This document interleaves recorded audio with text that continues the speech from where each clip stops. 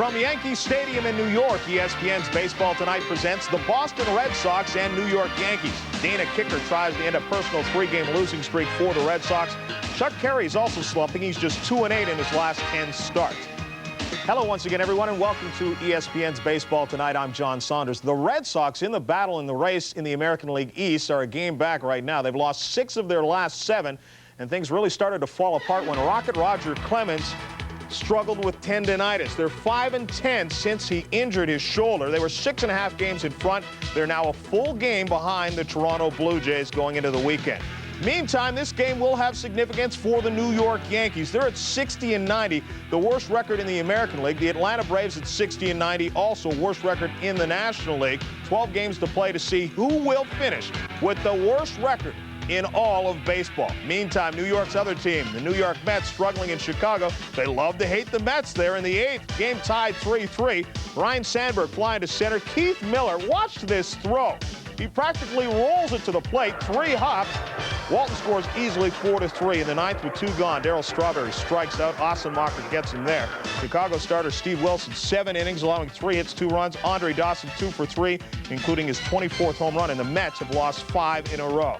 Second half of our doubleheader will be from the National League West. Cincinnati at San Diego. Jose Rio against Steve Avery. The Reds have lost 3 straight, and their lead is now just 3.5 games. San Diego has won 5 of their last 6. It's the Red Sox and the Yankees up next from Yankee Stadium. We'll be here all night long with scores and highlights on ESPN's Baseball Tonight. We'll get to Yankee Stadium for the Yankees and the Red Sox in just a moment, but we want to go further in updating the race in the National League East. The New York Mets playing this afternoon in Chicago. The Cubs had lost 2 straight to the Pittsburgh Pirates to put the Pirates back on top. Their lead had been just a half game, but it pushed it to 2.5 to start the day, and that's how they feel about the Mets. Mark Grace facing David Cone. This one is gone, his 9th of the year, to tie the game at 2. This in the 4th inning. Next batter, Andre Dawson. The Hawk goes to left field in the bleachers. His 24th of the year. 3-2 Cubs. First back-to-back home runs for the Cubs this year, but in the 8th, Howard Johnson homers to left center field. His 22nd of the year. Paul Ossenmacher giving it up, and the game is tied at 3. Bottom of the 8th, Jerome Walton steals second. Charlie O'Brien's throw heads out into center field. Walton beats the throw into third, so he's in scoring position. Can come in with a sacrifice fly. Ryne Sandberg at the plate, lifts this one to center. Keith Miller's throw. This one rolls to the plate. 1, 2, 3 hops, no chance to get him. 4-3. Then in the 9th, Darryl Strawberry, strike 1, strike 2, strike 3, swinging. The game is over. The Mets lose for the 5th consecutive time. Chicago starter Steve Wilson pitched 7 innings, allowing 3 hits, 2 runs. Andre Dawson 2 for 3, including that 24th home run. Also had 2 runs batted in, stole his 15th base as well. But right now it's the Red Sox and the Yankees. The Red Sox, losers of 6 of their last 7. Let's join Steve Zabriskie and Jim Palmer at Yankee Stadium.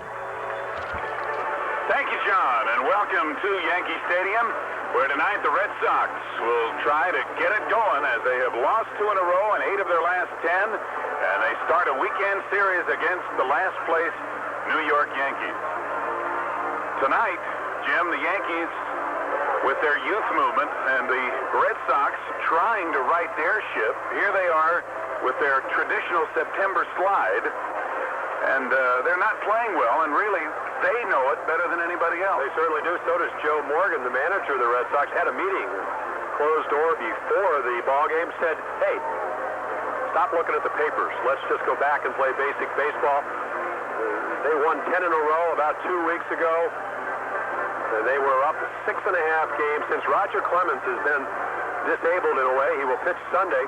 They are 5-10. They now trail the Toronto Blue Jays. And as you said, they have to get back to basics. A lot of 3-run home runs. Hurt them in Baltimore where they lost 2 out of 3. And I'll tell you how bad they're going. The Orioles had not won a series against an Eastern Division ball club in 13 series.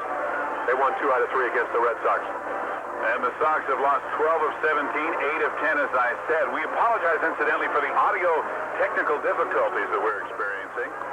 Tony Pena, Jim, had a tirade in the clubhouse that had both positive and negative effects. Obviously, he meant it as It's a positive course of action because he's that kind of guy. Well, Tony closed, the Red Sox closed the locker room for 10 minutes. What happened was he came in, didn't say anything. When the writers came in after they opened the doors, he threw a chair, said the ball clubs were quitters. They hadn't quit on the season, but they had quit in recent games. And Mike Greenwell took exception to that. In fact, the whole ball club, they demanded and apologized. He has said that. He said, if I used the wrong choice of word, I apologize. I don't think it helped anybody. Well, let's check out the Sears diehard starting lineup for the Boston Red Sox this evening. They're going with the lineup they have been going with mostly of late. Jody Reed leads off, and he will play second base. Carlos Quintana will be at first base. Wade Boggs, of course, from the left side, batting third, playing third. Center fielder Ellis Burks bats fourth. Mike Greenwell in left field batting fifth. Designated hitter Dewey Evans batting sixth. Tom Bernansky in right field batting seventh. And the catcher Tony Pena hitting eighth. Shortstop Luis Rivera will hit ninth.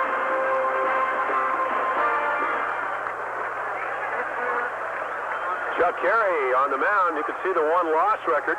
He has pitched much better than that record, 3-1 here at Yankee Stadium. Got a lot of bad outings early in the ball games. And Jody Reed leads off and takes the strike. Reed hitting .296 with 5 homers and 50 RBIs. Chuck last year acquired as a 6-year minor leaguer. 4-4, had a marvelous 89 for the Yankees. That's out of play. Strike 2. This year a little bit different. 30 years of age. Went to the University of Berkeley up in California, Northern California. Fastball, slider, screwball has really not gotten his act together this year. Hasn't used his screwball in some people's estimation as much as he should. Now again, when you have that fastball and slider and they're almost the same speed, Steve, you've been around baseball, you know you have to have that off-speed pitch, especially if you don't have good control of that fastball and the slider. And especially if you don't have the real overpowering fastball that can blow people away. Strike 3. Home plate umpire Al Clark says Reed went too far. One away in the first. When you think about sliders in the Bronx, you think of Ron Guidry, that terrific 78 year, 25-3. Also think of Sparky Lyle, who won the Cy Young Award back in 1977. Hard slider, hitter thinks that the fastball commits himself. You got a very tough strikeout man right there, Jody Reed, a contact hitter leading the American League along with Wade Boggs in doubles with 43. Don't see that very often. No, and Reed has been going well of late and has hit the Yankees well throughout his career. Here's Carlos Quintana, and he has a check swing strike. Quintana hitting .293 with 7 homers and 65 RBIs. He's missed 5 straight ball games, sore right shoulder. Boy, has he been a pleasant surprise for the Red Sox, both defensively and offensively. He missed the high fastball, and it's 0-2, and so far, Chuck Carey has very quickly gotten ahead of the first 2 hitters. Well, you made a good point. If he's not overpowering, it's a pretty overpowering fastball right there. Quintana over the year has impressed me as being a better low ball hitter for power. What I like about him, he hits the ball to right field. That's too low, 1 and 2. And in the context of the way the Red Sox have been struggling, you need a guy that can advance runners, hit behind the runner. They are second from the bottom in home runs, only ahead of Kansas City with 94 home runs on the year. So this is not a power type of ball club. Wade Boggs leading the league with 180 hits in his pursuit of another 200-hit season on deck. Quintana, when you look at him, is not your quintessential number 2 hitter. He hits right-handed. He's a big guy, not necessarily a contact hitter, but the fact that he does hit the ball the other way, can make contact, means that he has had success hitting second, but he's out of there. The first 2 go down on strikes as Chuck Carey looks tough. Well, they always say Yankee Stadium is such a great park for lefties because of all the room. But if you're Ron Guidry or if you're, Tommy John, you're a different type of pitcher, you want to make them swing the bat. Ample room. If there is a short porch, it's not as short as it used to be when it was 296 down the right field line, higher walls, when they remodeled Yankee Stadium back in 75 and 76. Boggs takes high and tight. Wade hitting .310 5 homers and 61 RBIs. He needs 20 hits between now and the end of the season to get to 200. Foul and out of play down the left field line, and it's 1-1. And Boggs has been turning it up notch by notch in his effort to do that. Over the last 89 games, he's hit .330, and over the last 11, he's hit .357, which is 5 points higher than his lifetime batting average, .352. I mean, that's tough to do in Little League. I think the one thing we will see over the course of the last 10 days, when you've had 200 hits or more 7 straight years, and you walk a lot, you may not walk quite as much when you're trying to get 200. Normally, he's right around 195 at this time of the year. He won't get a hit here as it's grounded to Sachs, who throws over to Mattingly, and the inning is over. The Red Sox go in order in the first as Chuck Carey looks pretty darn good. Last place, but people are still buying Yankee souvenirs here at the stadium. And as we go to the bottom of the first inning, take a look at the Sears diehard starting lineup for the Yanks tonight. Roberto Kelly, the center fielder, will lead it off. Steve Sachs at second base, batting second. Don Mattingly in the field at first base for the first time in a long time, bats third. Kevin Moss just having a great rookie year, DHing. Jesse Barfield with that great arm in right field. Hensley Mullins will be at left field. Jim Lyritz is doing the catching. Randy Velarde at third base. And Alvaro Espinoza hits ninth at shortstop. Boston Red Sox defense. Bernansky, outstanding right fielder. He'll be in right field. Ellis Burks will go get him in center. Mike Greenwell, better known for his bat. Boggs, Luis Rivera, who'll be the shortstop. Jody Reed, former shortstop, playing second. Former outfielder Carlos Quintana at first base. Tony Pena, he can throw you out from his knees, will be behind the plate. Dana Kicker, Sleepy Hollow, Minnesota. His record 6-9, and he has pitched a lot better on the road. Chuck Carey better here at the Bronx. Kicker with a 4-4 record. And it's not good to be a Red Sox and not be comfortable pitching in Fenway Park. So he's got to like the fact that he is here at the Bronx tonight. And if you look at the Yankee lineup, the two guys that could really give him trouble with that short porch are Mattingly. He hadn't hit a home run in 221 at bats. And Kevin Moss, and almost everybody knows about him, 19 home runs, a little over 200 at bats. If he has his slider and a sinker going, he could be tough against the other 7 righties in the lineup.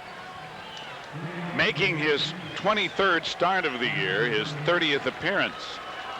And in 132 innings, Kicker has only given up 7 home runs. Well, again, that's where the sinker comes into play. And if he is right, you won't see too many changeups. You'll just basically see the sinker. He'll try to induce you to swing at the ball below the knees, and a hard slider. That's the pitch he needs to be effective tonight. Roberto Kelly leading it off, and he misses the breaking ball for strike one. Kelly hitting .286 with 14 homers and 58 RBIs.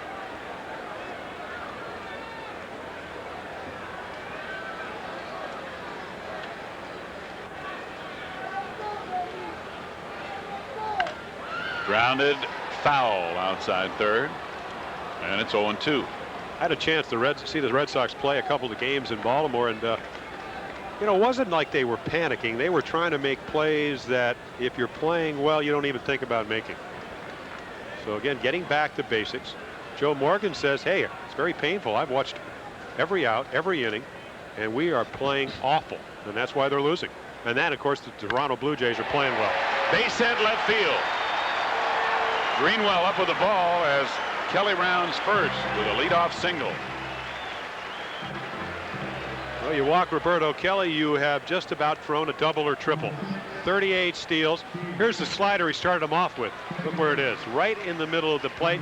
You show a good hitter consecutive or in a sequence of 2 or 3 pitches, the same pitch, and make a bad pitch with it, he's going to hit it hard, and he did. There's Carl. Stump Merrill. Nobody calls him Carl. Traditional baseball man. Came out, had his uniform spotted with tobacco juice all over his face. I thought I was talking to Billy Hunter, former Oriole coach and manager down in Texas.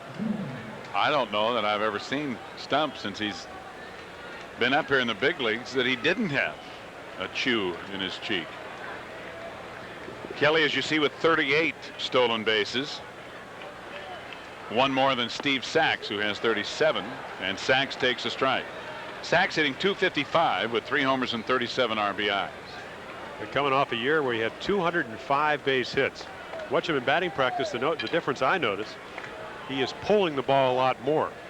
He said he hit so many balls hard early in the year, and they play him around to right field, that maybe he's going to try a little bit different offensive tactics. Kicker with some tactics of his own as he holds the ball and makes Kelly go back to first. Well, if you're a number 2 hitter in this situation, you can pretty much look for a fastball. It's going to make Sachs a better hitter in the sense that he can look fastball and most likely will get it. Kelly's going. The pitch is in the dirt, and Pena will not have a chance. Another difference between the Yankees and the Red Sox is speed. The Red Sox have stole 46 bases, been thrown out 44 times. Kelly and Sachs, many more steals than the entire Red Sox team. No chance for Tony Pena on the breaking ball. Kelly and Sachs together now have 76, almost twice as many. Tony just really boxed it, knowing he had a hurry. Low breaking ball, takes a little bit longer to get to the plate.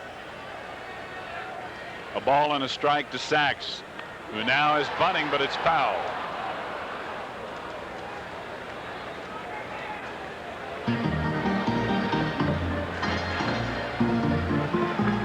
So it's a ball and 2 strikes.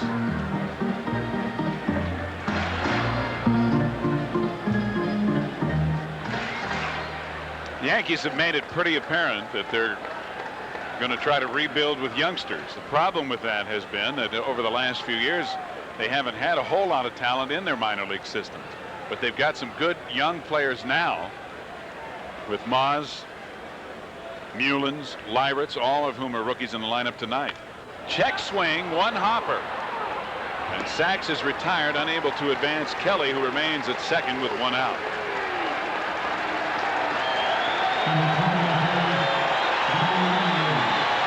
Came back with that slider again. This time made a good pitch. Kelly stays at second. And a good hand for Don Mattingly. About the only guy that's not applauding is Dana Kicker. Mattingly, the last time he was over 300 was back on May 21st. And of course, the lower back problems that have kept him out of the lineup have been well chronicled. This is the first game in a long time that he has been in the field. He grounds it to second. Jody Reed will go to Carlos Quintana. And Roberto Kelly moves to third now with 2 away.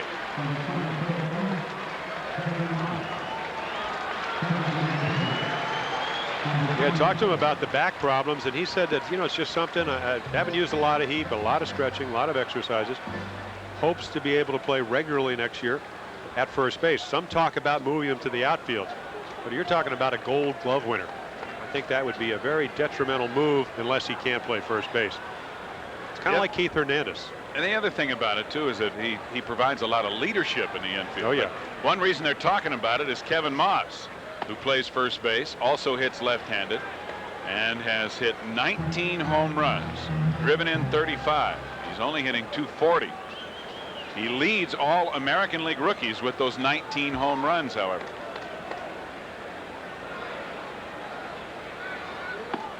Outside, ball 2.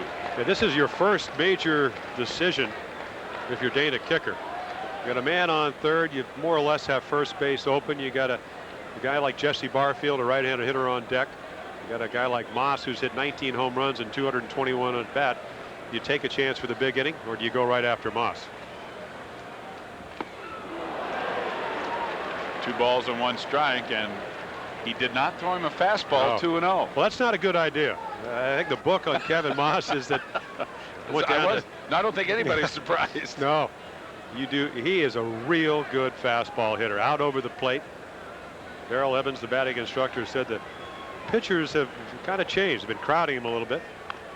That pitch low and away, and he fouls it off the end of the bat. 2-2. Well, this is not a ballpark, if you're a left-handed hitter, that the batting instructor or the manager says hit the ball to left field. Get a good toe hold, get up on the plate, and jerk it. That's right. Now there are guys, that are real good hitters here. I mean, Greg Nettles, of course, was a great pull hitter, but Reggie Jackson could hit the ball out the other way. Well, before they remodeled, of course, it was about 1.5 miles in left center field where the monuments are. My first year here, which was 65, it was 461 to center field, 457 to left center. And you loved it. I didn't pitch. I would have loved it. See, now it's 399. Oh, yeah. Ample room. Still ample room. Yeah, that's almost 400 feet to the power alley. And he strikes out. So a leadoff single and a stolen base wasted as Roberto Kelly remains at third. First strikeout for Dana Kicker, no score after 1. Oh, yeah, this is going 15. Thank you, John. Right here, no score as we go to the second inning, and a cool evening in New York is evidenced by the coats and jackets that abound as fall has arrived in the Northeast anyway. Yes. But not officially. Not officially. We've already been through this once. That's right. Either tomorrow or Sunday, depending on the way you look at it. Yeah, or which side of the international date line you look right. Ellis Burks leading off the second, hitting .299, 19 homers and 84 RBIs. But he's only had 3 hits in his last 25 at bats. Fouls this one back, 1-1. Well, that's the interesting thing about a pennant race. You get down to the final weeks, the final games, and what you've done all year is really, I mean, it's very satisfying as a player, but a lot of times you're judged, as was George Bell in '87 when the Blue Jays lost 7 in a row, on what you do the last week of the season. What do you do when your team needs you the most? Right now, Chuck Carey, whose team really has nothing to gain except his, of course, personal gain to come from a good performance. Well, he can be a strikeout pitcher. Well. We saw him strike out 2 out of the first 3 Red Sox. He struck out 109 in the first 133 innings. Into right center field, Kelly over, makes the catch. 1 away. Here's a look at the umpiring crew tonight. A relatively veteran American League crew with Al Clark behind the plate. John Hirschbeck, who would be the youngest of the bunch, at first base. Larry McCoy at second base, and the crew chief Dave Phillips is at third tonight. Not first, as it says there. We don't have 2 first bases tonight. We have first, second, and third. Mike Greenwell hitting .288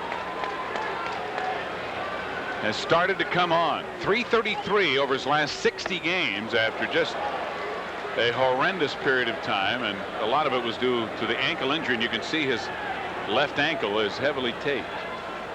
Well, did get the cortisone shot. Of course, the back ankle, very important as a left-handed hitter.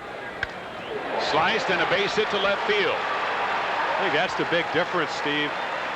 In years past, he has hit over 300 versus lefty. Coming into tonight's game, only 245. But he finally talked to Dr. Arthur Pappas and got the shot, and he has been a much better hitter. He played all last year with the bad left ankle, and what it did is it made him a front foot hitter. He lost a lot of his power. This is vintage Mike Greenwell. Slice it to left, drive it to right.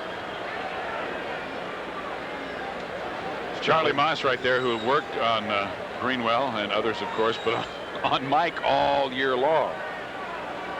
Dwight Evans, Dewey, the designated hitter tonight, takes high, ball 1, hitting .249, 13 homers, 57 RBIs, and over his last 12 games, although he missed a few games recently, he's doing his part. .357 in his last 12.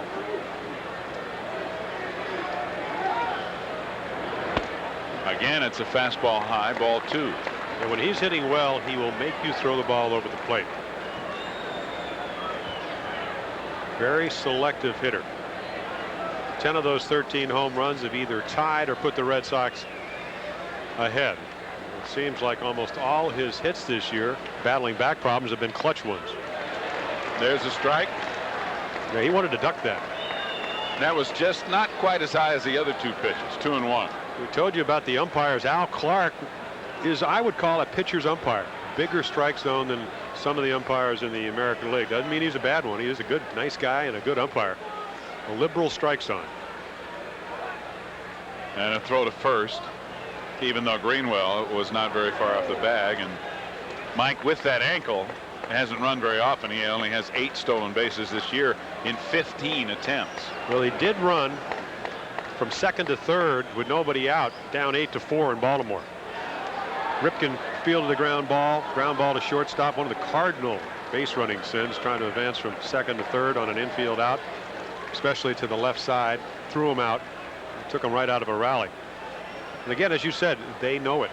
They know they are not playing good baseball, maybe trying too hard. It's been the basic complaint, trying to do too much. Another throw to first. Well, you know, in Boston there is this September slide theory, and the Red Sox fans have lived with it in agony so often. Even though when they have gotten to the postseason play, they've had problems, such as in '86. And I think that the players, you know, there's Joe Morgan, Richie Hebner, the hitting instructor behind him, and Evans down on strikes. The players hear this all the time, and it may be a factor in playing too hard. Let's get an update from John Sun. Montreal with a chance to pull within a game of second place. Dennis Martinez in the first. The breaking ball. John Kruk takes it to the opposite field. Vaughn Hayes comes in to score. Foley with an error, allowing a second run to score. It's now 2-0. They head to the second inning. Let's go back to Stephen James. Thanks, John. Right here, Tom Brunansky with 2 out, and Greenwell still at first, hitting .261, 10 homers and 59 RBIs. But Bruno has had only 1 hit in his last 13 at bats.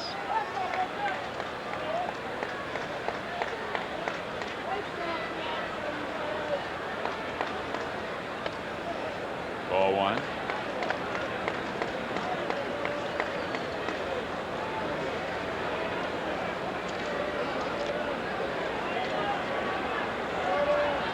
Brunansky has also been in and out of the lineup lately.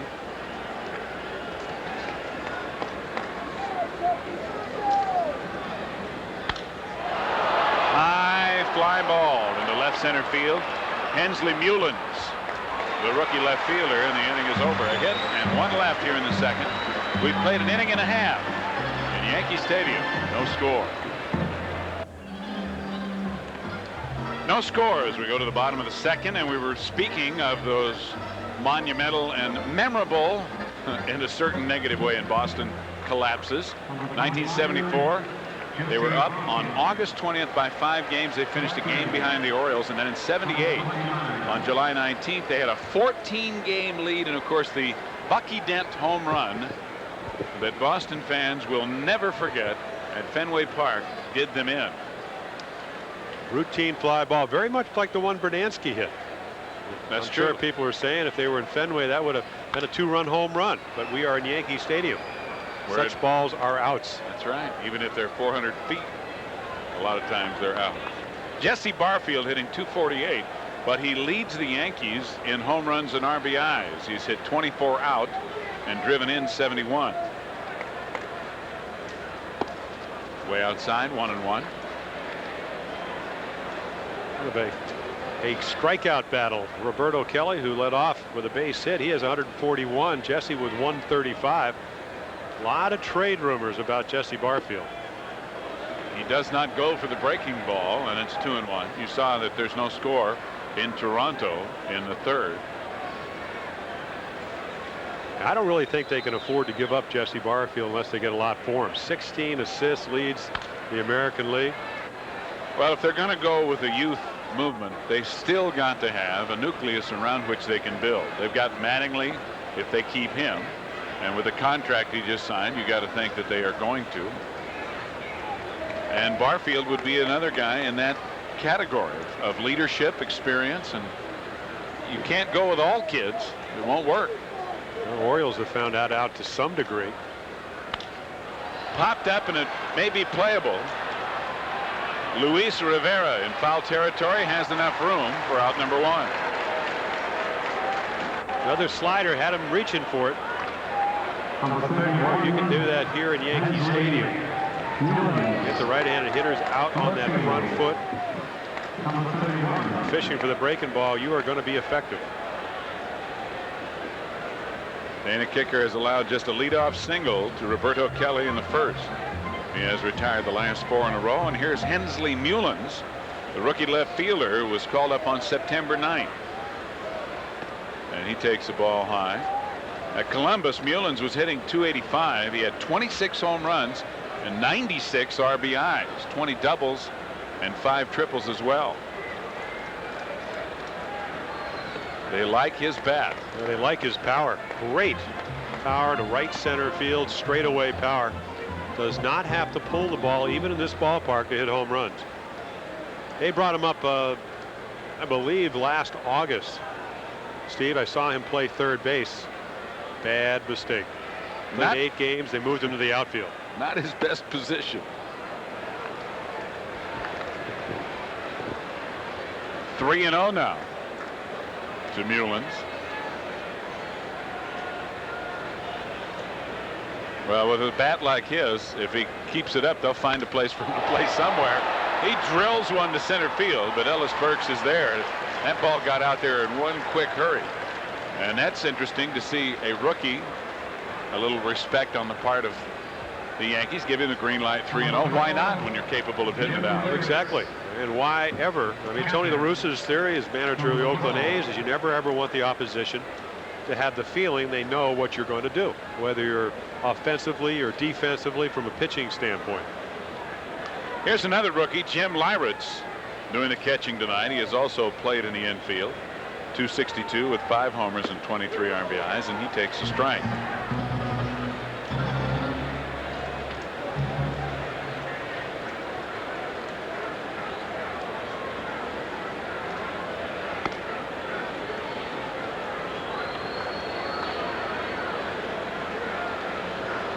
This is a quote from the local New York paper. He'd rather spoil their chances than Toronto's. And I think, you know, there's a lot to be said in that, because there is such a tremendous rivalry between Boston and New York. Even though the Yankees are in last place, that rivalry still exists, and it's heightened by the fact that the Red Sox are fighting for the pennant. 2-2. You know, there's so many ways you can look at this. The baseball experts, they figured that Boston wouldn't even be in the race. So one way of looking at it is they're playing over their heads, and they've done it all year long, and Toronto's finally playing the way they're supposed to.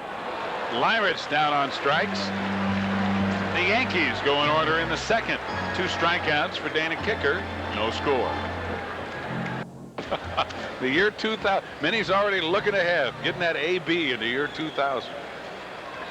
We were in Chicago recently and saw him taking batting practice with the White Sox. He was gearing up, but apparently he won't get his chance. Don't let anybody take BP there. Michael Jordan. Next thing we'll know, you'll be hitting from both sides of the plate. Swinging. I don't know about hitting. So there's a big difference. Attempting to hit. Tony Pena can both swing and hit. Hitting .260. He takes a strike. Pena, Rivera, and then the top of the order is Jody Reed here in the third for the Red Sox. No score.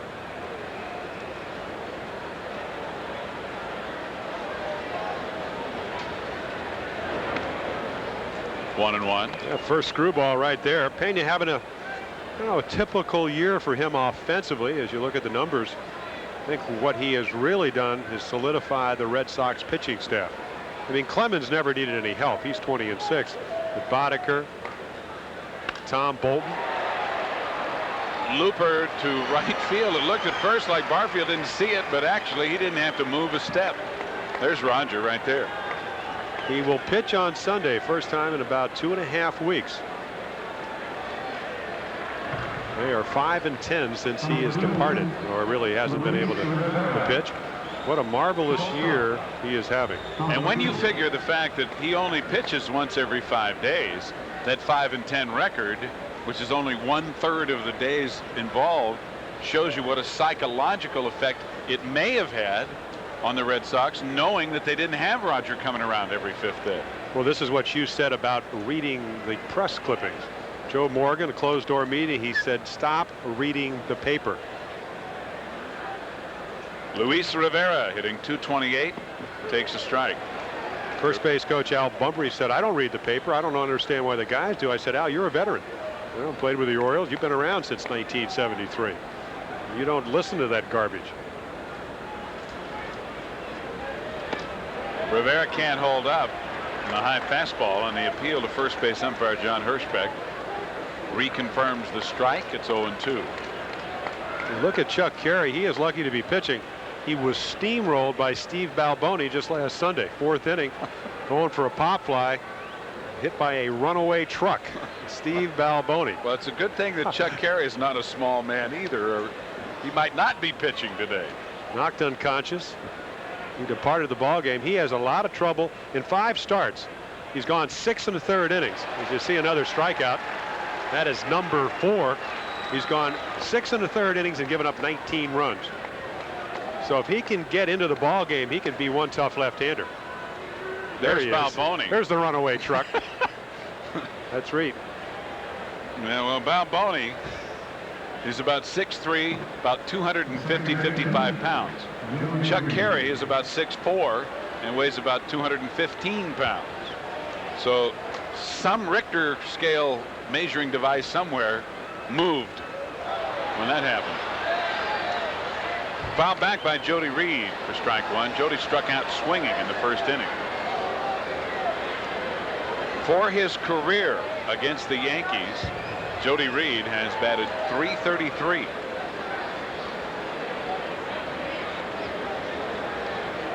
Well, we saw him strike out the first time, but he can make contact. Strike 2, and again Carey is getting ahead.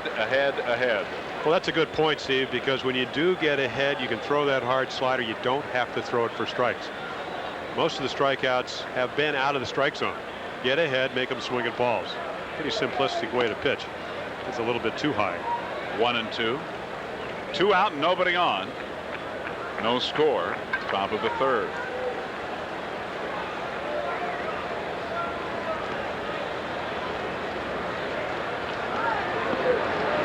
Did he go after the slider? No. John Hirschbeck says this time he did not swing. Well, there's the get ahead and make him swing at ball theory. Jody's saying you weren't thinking about calling me out. Oh, didn't even held up. Again, it's bat position, not whether you break your wrist. Did the bat go across home plate? 2-2. Ripped foul. Still 2-2. Jody Reed is about 5'9", 165, yet he has hit 43 doubles. Says something about the Fenway Green Monster. Yep. That's the other side of the coin at Fenway, because fly balls that would be caught in other parks are home runs, but fly balls that would be caught are also doubles. It's a great doubles ball, but Wade Boggs always gets a lot of doubles. Well, I mean, if you go back, Lynn took advantage, Freddie Lynn, and then Mike Greenwell. Yaz, as great a hitter as Yaz was, Hall of Famer Carl Yastrzemski. He could drive the ball. In fact, I saw Boog Powell, the big boy, one night, hit 3 home runs in a left field screen. And I think back at Boog Powell, you think, here's a guy that was a pull hitter. But he just put one right down the line, one to left center, and just missed the center field bleachers and put one in the net almost straight away center. He adjusted on that evening. He might have had a little something in mind when he went up there. 3-2, and Reed with a drive and a base hit to right field. Barfield thought about it, but thought better of it and held up. Let's go to John Saunders. Red Sox chasing the Blue Jays, and the Jays facing the Indians tonight. David Wells and Tom Brookins sends it to the gap in right center field. Off the wall, Junior Felix fields it. Brookins is going for 3. The throw comes in. Fernandez can't handle it, and Brookins has a triple. He would later score on a fielder's choice. 1-0 is now the score in the 3rd. Back to Steve and Jim. So Toronto down by 1. Here the Red Sox and the Yankees scoreless in the 3rd. 2 out. Reed at first for Carlos Quintana, who looked at a called 3rd strike in the 1st. And Jody Reed, who has only 4 stolen bases all year in 6 attempts, chased back.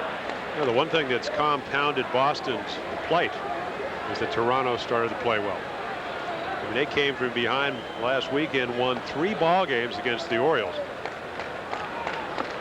2 of them down by 3 in the 9th inning. Orioles with a lead going into the 9th were 49-1. And the Toronto Blue Jays had won but 1 game in 60-some times, trailing going into the 9th. And then they did it 3 times in a week.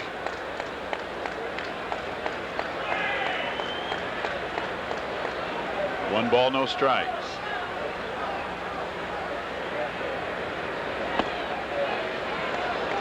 Just a little bit high, ball 2.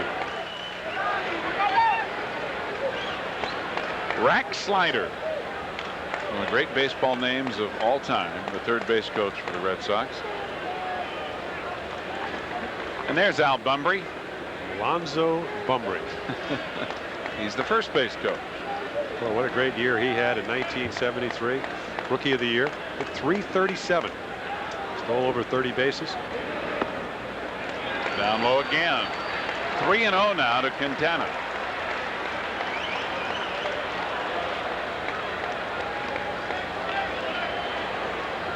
Chuck Carey has yet to walk a batter. It's the first time he's really even threatened to do so. Wade Boggs would be next if the inning stays alive.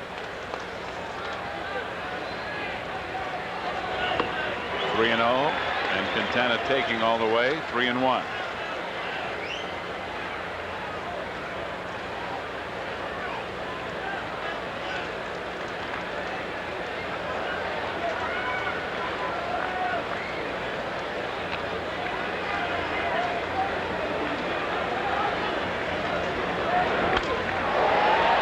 Fly ball into right center field. Roberto Kelly was playing him toward right center, and the inning is over. 1 hit and 1 left in the third for Boston. After 2.5, still no score.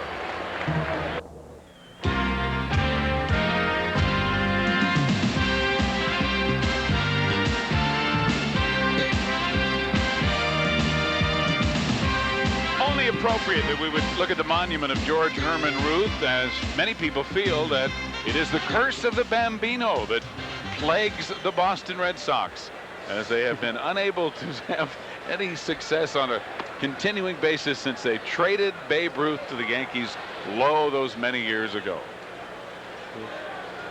Wonder what Randy Velarde thinks of that.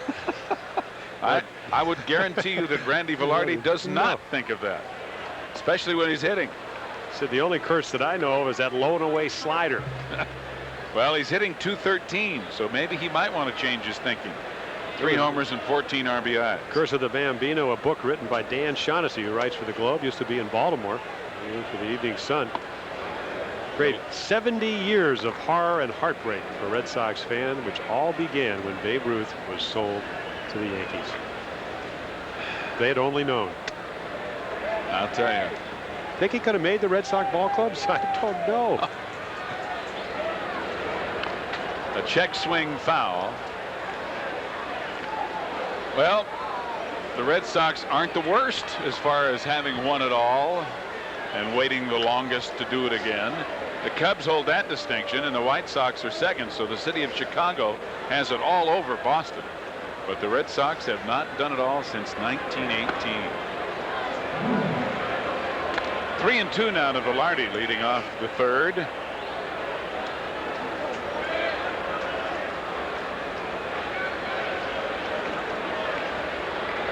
Dana Kicker has allowed just 1 hit.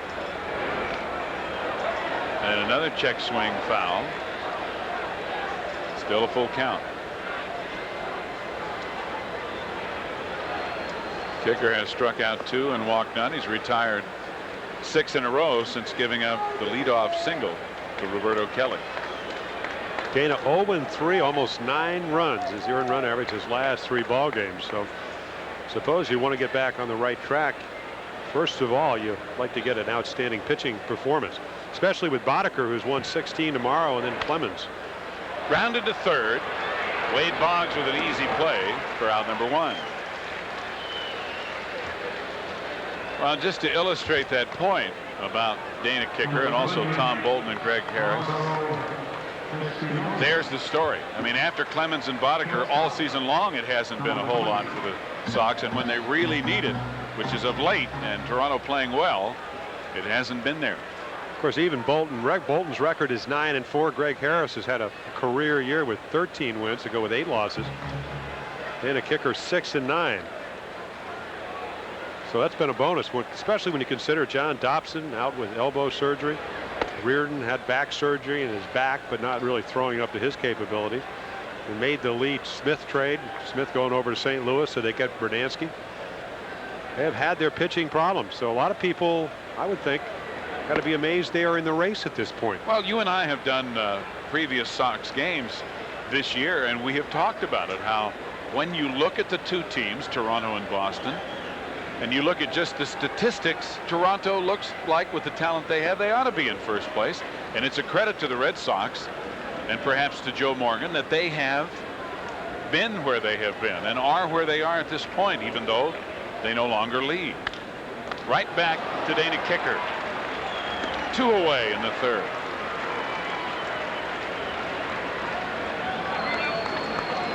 A chance to talk to Tom Seaver. He said, your last team, the Red Sox. I mean, when Tom being picked up by the Red Sox in 1986, even though he did try the aborted comeback with the Mets, what, a year later after knee surgery and so forth. But he said, you know, there's Tom. He said, the Red Sox really can't beat you in too many ways. Can't beat you with speed, very rarely beat you with a home run. Phil Rizzuto on his right, our left. Roberto Kelly with a high fly ball to right field. Brunansky has it, and the inning is over. 9 in a row, retired by Dana Kicker.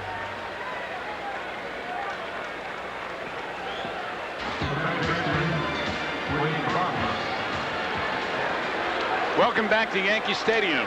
Game 1 of our ESPN Baseball Tonight doubleheader. Steve Zabriskie and Jim Palmer with you.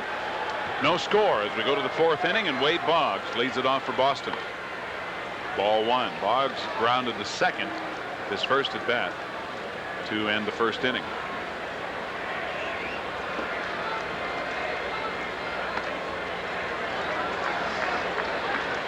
He's trying to do it again, but he only has 12 games left, and he needs 20 hits to reach 200 for this season. A drive to left field.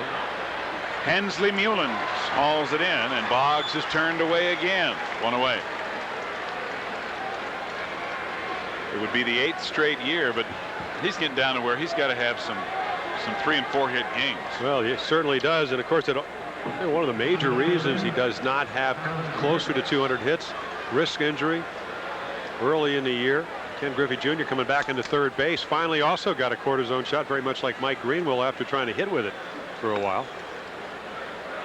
When you look into May and Wade Boggs is hitting 270, you know something is not up to snuff. Ellis Burks flying out to the center field of Roberto Kelly in right center, opening the 2nd inning. Ball 1.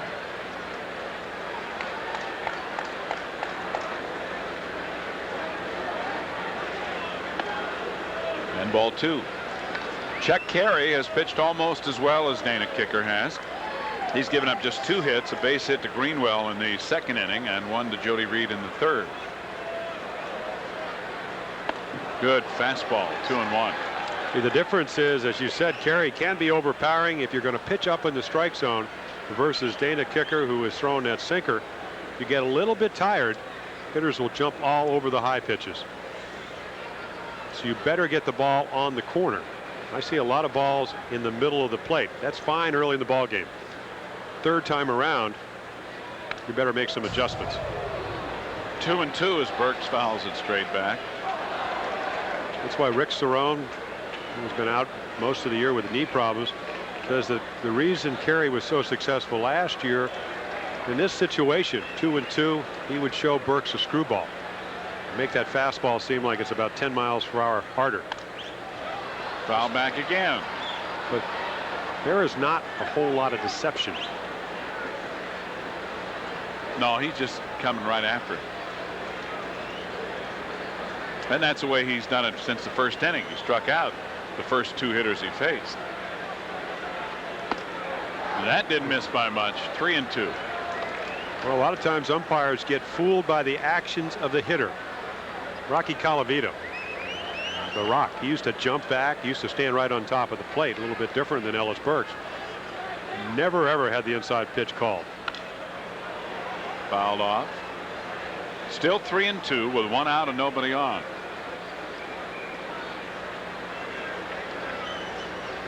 And there's Mike Greenwell on deck.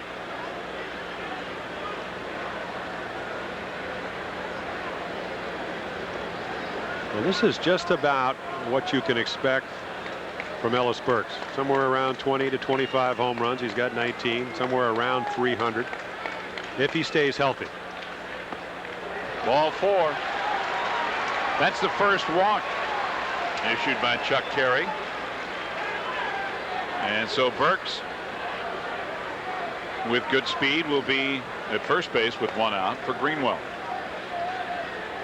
Talked about injuries a couple of years ago, an ankle injury, shoulder injury last year. We also talked about stolen bases, only 46 for the Red Sox.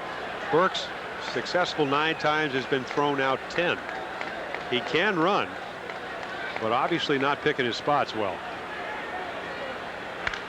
Ground ball through the hole, base hit right field. Burks will have to hold at second as Barfield not only charged the ball, but of course has one of the top arms in baseball.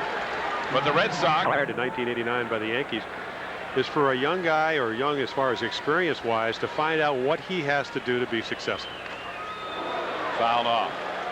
1-1. How long can you stand out there and throw hard sliders and high fastball by hitters, whether you're in the American or National League? If you're going to be a starter, you better have a third pitch. Well, that one caught a nasty piece of Jim Leyritz, the catcher.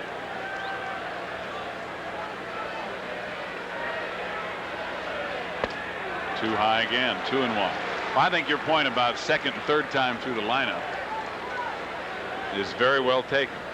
I mean, the big league hitters, especially veteran hitters such as Dewey Evans, can almost set a pitcher up. Well, right here, 2-1. You know, if it's 0-2, he's got to just try to make contact. 2-1, he can look out over the plate. He may look inside or whatever, but he can look in a zone. And Evans, who, you know, before the back problems that have bothered him all year, was getting better with age. But he'll look for a pitch and make you be in that zone. 2-2 now, as Evans didn't get it. Ellis Burks at second, Mike Greenwell at first, 1 out. No score, top of the 4th.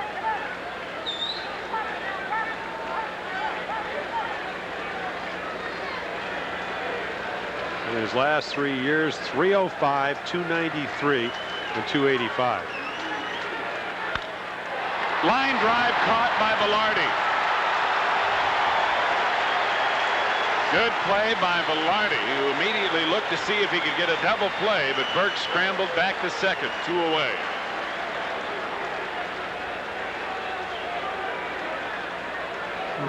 Part of being successful as a pitcher or as a hitter is you need luck. Evans didn't have it as he hits this ball right on the nose, even though he reached for it. And Chuck Carey, very fortunate, it's right at former shortstop Randy Velarde. Good reflexes.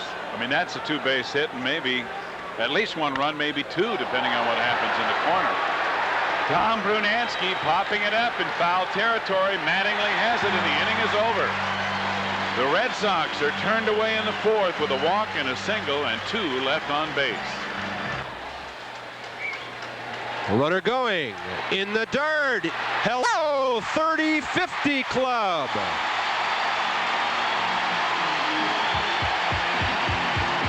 Take that base home.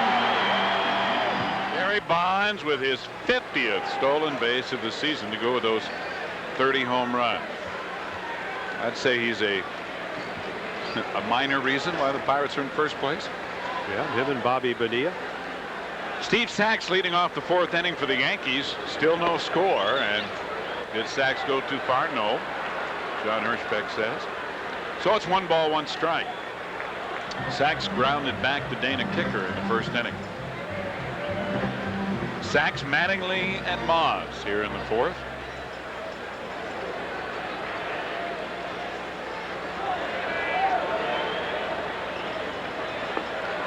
And a slider chased for strike 2, 1-2. You're sitting at home, you wonder how a right-handed hitter can swing at a ball that ends up to be about 18 inches to 2 feet outside.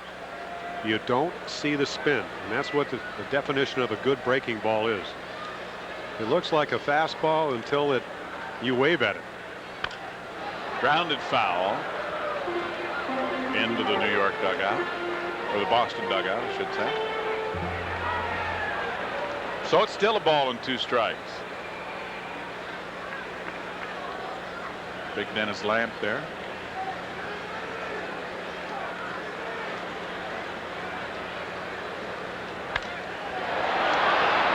Fly ball to center.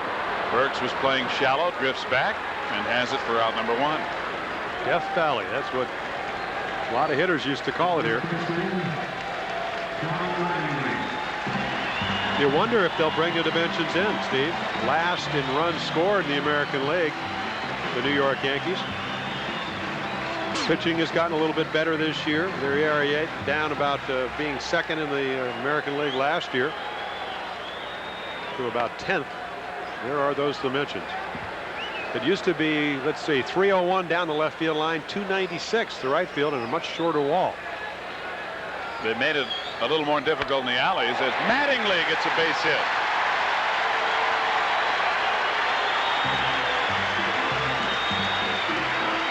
Only the second hit for the Yankees, and it breaks a string of 10 in a row. Retired by Dana Kicker since Kelly led off the first inning with a base hit. Has not been hitting with power. 223 at bats since he last hit a home run. The back troubles well documented. He went on the disabled list back on July 25th. And since that time, this is his first game at first base, although he has been a DH.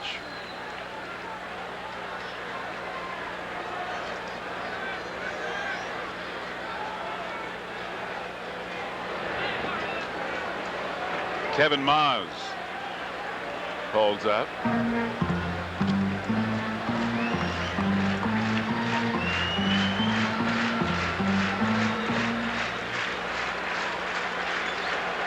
See on the Yankee uniforms, number 1, commemorate Billy Martin's death.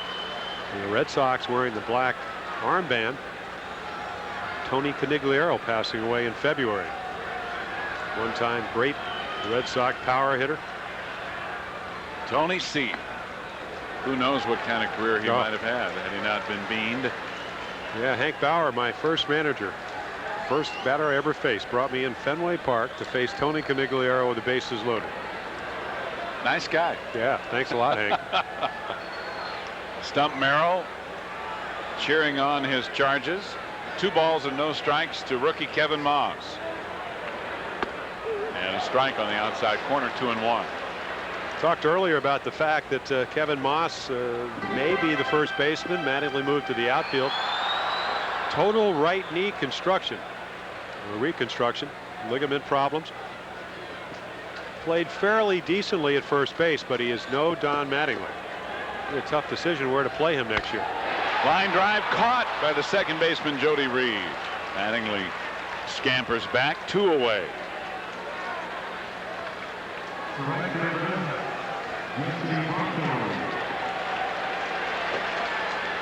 So that'll bring up Jesse Barfield, who popped out in foul territory behind the third base bag to the shortstop Luis Rivera.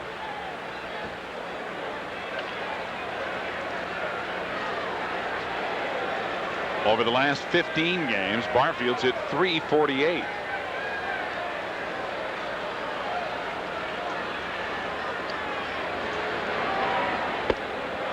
Ball 1. I think when you go back and reflect on Jesse's career, George Bell, Lloyd Mosby, Jesse Barfield, the outfield of the future in American League Baseball up in Toronto.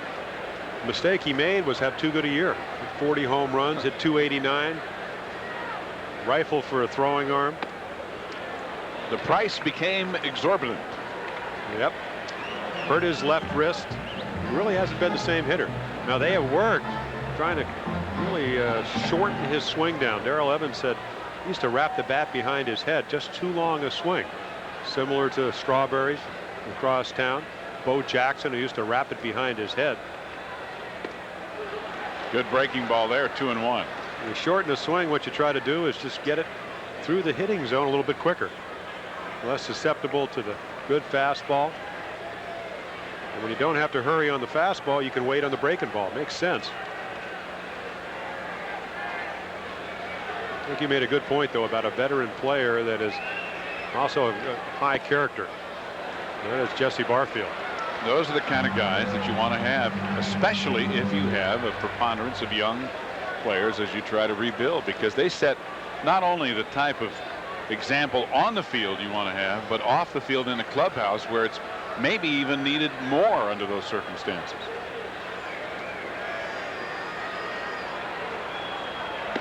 Way outside, ball 4.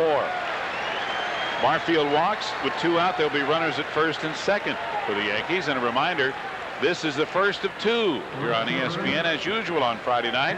Cincinnati at San Diego, as the Reds have seen their lead in the National League West dwindle down to a precious 3.5, I think it is now. 4 in the loss column. And that'll be game 2 of our doubleheader tonight as Joe Morgan uncharacteristically sprints out of the Boston dugout. Well, this may be a conference about how to pitch to Hensley Mullins. We saw him on a 3-0 pitch, line to center. Otherwise, I think Dana Kicker knows that he didn't want to walk Barfield to bring up Mullins, put a runner on scoring position, 2 on the bases, but sometimes that happens. Normally, scouting reports are done before the ball game. Pitcher and catcher will sit down. Early in the season, you do it as a team. Decide how you want to play the hitters, how you're going to pitch them. They go hand in hand.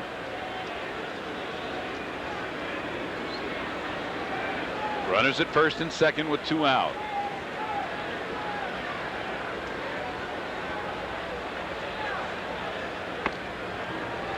A little high, ball 1.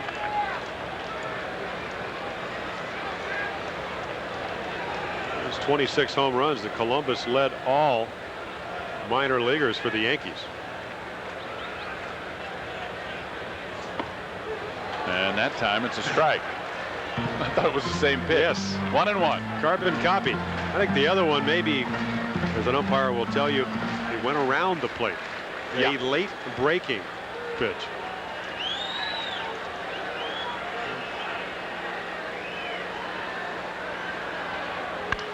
Sharply hit to third, and a good play by Boggs, who gets the force to end the inning. A base hit and a walk. 2 left in the 4th. Still no score. Wade Boggs with the fine play to end the inning on a shot.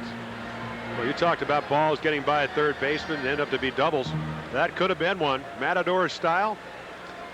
He watches it all the way into his glove. Dana Kicker says, gee, I hang a slider third, consecutive 1 to Mullins. He smashed it, but Boggs got the force out at second.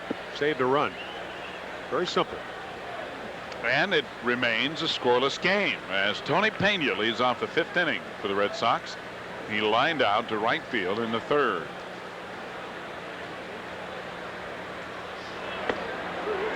Strike 1.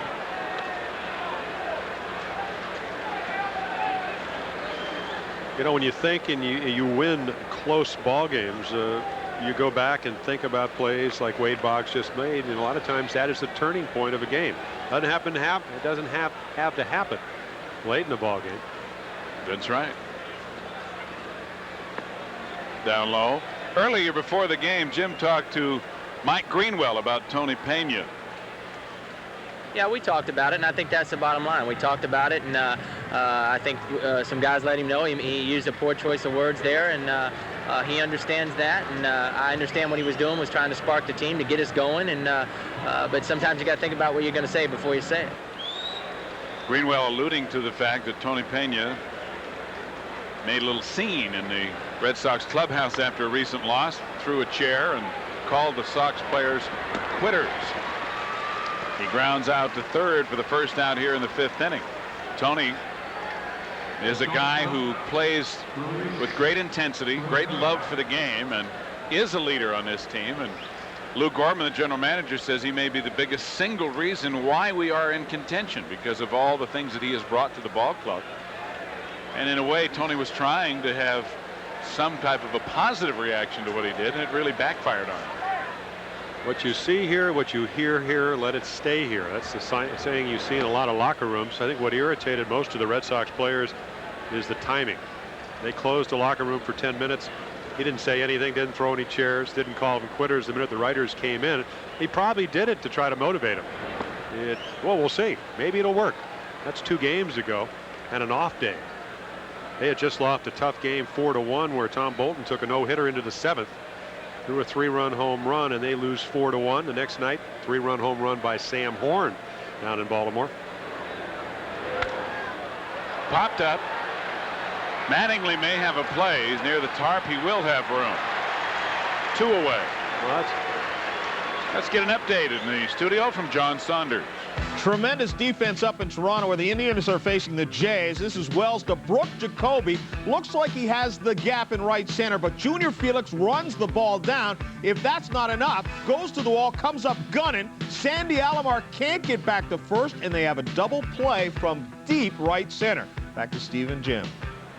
Thank you, John. There's another play, just like the play Wade Boggs made here, that may turn out to be a gamer. You never know what's going to happen.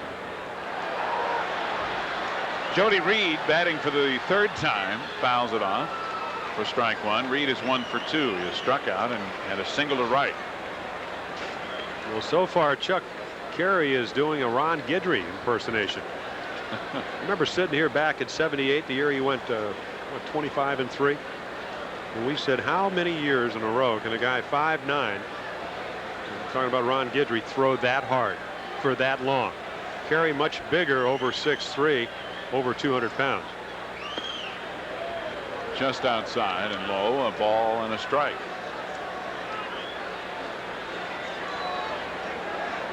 As it turned out, Guidry pitching all the way till last year. Yep. Louisiana Lightning. Outside again, 2-1. I was reading some magazine where they said the average major league pitcher is a little over 6'2". But they have been some real gifted little guys. How about Harvey Haddix? Oh, boy. The kitten. On the first Oriole team I played on. About twice as old as I was, as was Stu Miller. Well hit to left field. Hensley Mullins, however, is there and hauls in the line drive, and the inning is over. Boston retired in order in the 5th. Still a scoreless game. And only 5 hits along the way. And here's what's left for each team. Boston has these games remaining. And those 3 at Toronto, of course, extremely key for the Red Sox. Here's what Toronto has remaining. They will be on the road after they finish this series with Cleveland for the remainder of the season. Swing and a miss. Red Sox 8-2 against the Blue Jays. And they'll have to continue that if they want to have any hope of doing it, because it may come down to those 3 games that are the difference. Well, you know, Leyritz apparently, excuse me, yeah, Jim, tried to bunt. It's 0-2. Well, Clark thought, and that's all that matters. But it's a very simple formula. And Joe Morgan, who's a very pragmatic New Englander, said we just got to start playing better. Get a little bit better pitching. Hopefully Clemens will come back. Timely hitting, which is what they've gotten all year, or they wouldn't have gotten this far. Well, I think he had a great line. He was asked, Joe Morgan, if he was surprised at the way the lead had evaporated. And he said, I'm not surprised at all. He said it quite tersely. He said, I've been here. I've seen every inning and every out. I'm not surprised at all. Every home run, every error, every mental mistake. Leyritz grounds to Rivera at short for the first out of the 5th inning. But of course, this guy, the Rocket, could provide a little pickup for them when he starts on Sunday, and it could be just the thing if he is the Roger that they expect him to be. And yeah, is he going to be the 20-6 Roger Clemens with 204 strikeouts and 220 innings with under 2 runs a game, and you screw up a lot of your pitching in Fenway Park? Time will tell. That could really set the Red Sox on a last week plus that might do it for them. Yeah, I mean, and again, how long do you let him pitch? How does he come back his next start?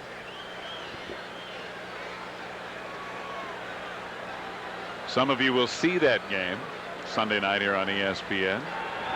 Something I found very Sunday surprising, afternoon, excuse me, is the fact that Roger Clemens was out playing golf at a club that I belong to, and I found it very difficult to believe in a pennant race when you have tendonitis that you're swinging a golf club, but each his own.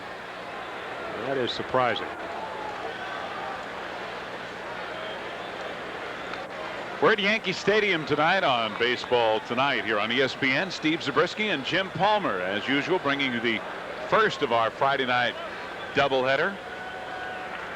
No score with 1 out in the 5th inning and nobody on, as Dana Kicker and Chuck Carey have been doing it. 3-1 now to Randy Velarde, who grounded to third his first at bat. Kicker has allowed just 2 base hits, struck out 2 and walked 1. At one point he retired 10 in a row. Looped into right field. Brunansky going back and makes the catch short of the track for out number 2.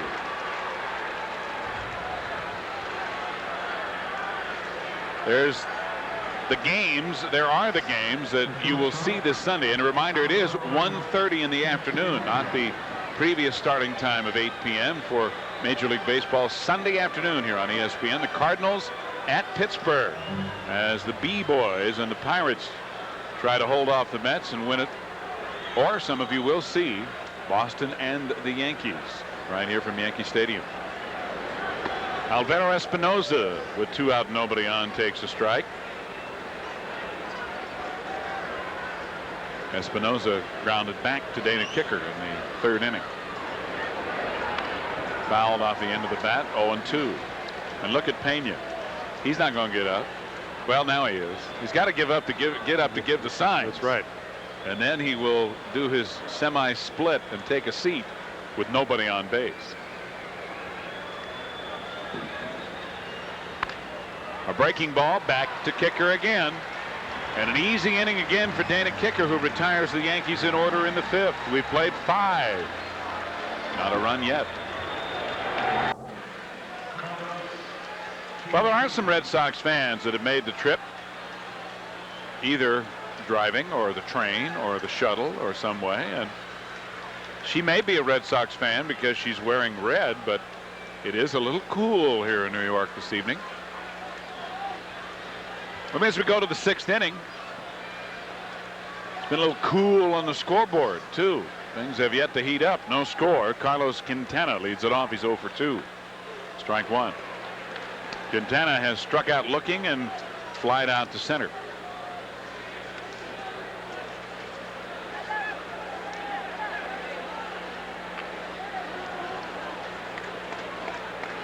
Wade Boggs and Ellis Burks to follow. 1-1.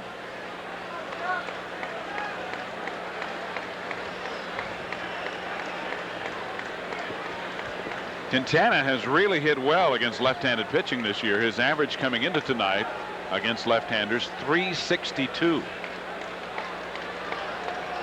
But he is 0 for 2 against Chuck Carey. And now it's a ball and 2 strikes. Chuck Carey has given up 3 base hits. He has struck out 4, walked 1. 34 and 46 in the minor leagues. Comes a free agent. The Yankees grab him. Gets to pitch on a regular basis. Out of play. Still 1-2. How many guys over the years, all they need is the opportunity? That's right. You know, I was talking to Tim Leary on the Yankees pitching staff before the game, and you were talking earlier about how their pitching seems to be coming together a little bit.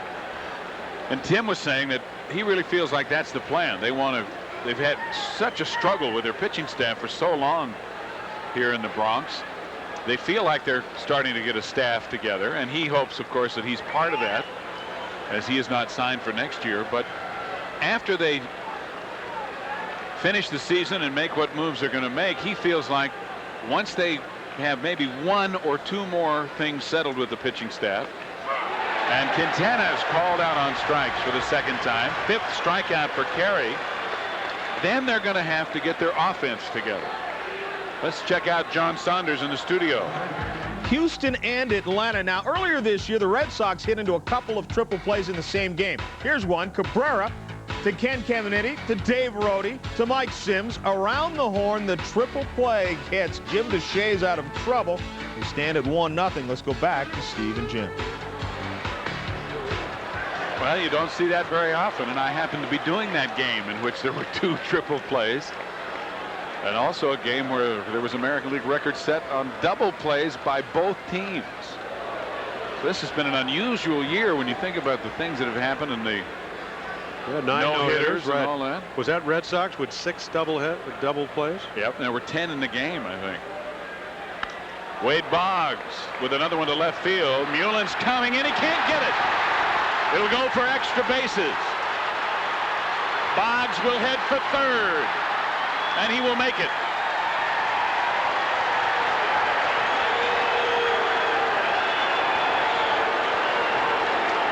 A 1-out triple by Wade Boggs with 1 out in the 6th. Boggs' 5th triple of the year. Actually a double until Hensley Mullins decides he thinks he can catch it. In the old times they used to have a gutter. See balls get by left fielder, go all the way around. He has taken double if the ball falls. And the only reason he got to third was because the ball rolled so far by Mullins. Guy with speed, it's 1-0. Yep. I mean, you could canter around the bases easily. You can see Wade stumble as he got to first base. Ellis Burks with a deep drive to left. It is gone.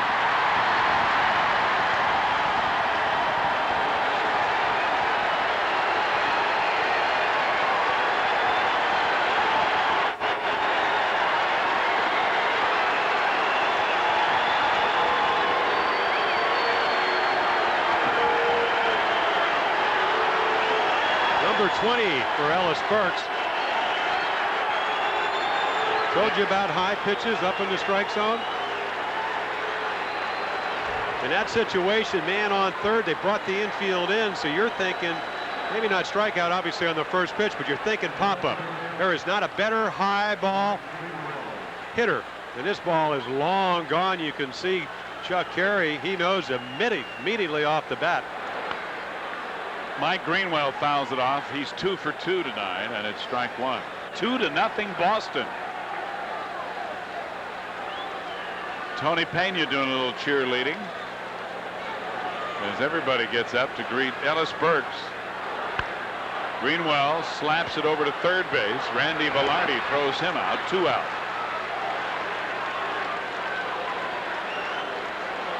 20 homers and 86 RBIs now for Ellis Burks as he gets Boston a 2-0 lead in the 6th inning. Chuck Carey was almost on cruise control until the triple by Boggs and the ensuing first pitch home run by Ellis Burks. Well, he was in the way he was pitching, but the score dictates that you're never ever on cruise control when your team doesn't score you any runs. One mistake, you can't really look at the ball that Boggs hit as a mistake, just a fister that was fisted into left field. Mullins, an inexperienced outfielder, tries to play it. And again, I think that maybe Carey's thinking pop-up. Let's go up in the strike zone. But when you're around the league and you've seen Ellis Burks over 3 or 4 years, he just crushes a high fastball, gets his arms extended. He helicoptered on that ball. Boy, I'm telling you, that was a line shot way out of here. Dwight Evans is 0 for 2. He has struck out swinging and lined out hard to third. Did he hold up? Yes.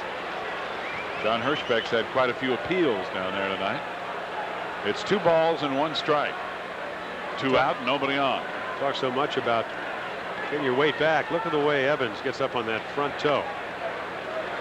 Hard to be lunging forward when you have your weight kind of like a golf swing. 80% of your weight should ultimately get back on the right leg if you're a right-handed golfer. Get up on the toe. Another disciple of Walt Reniak, who was the Red Sox batting coach for a number of years.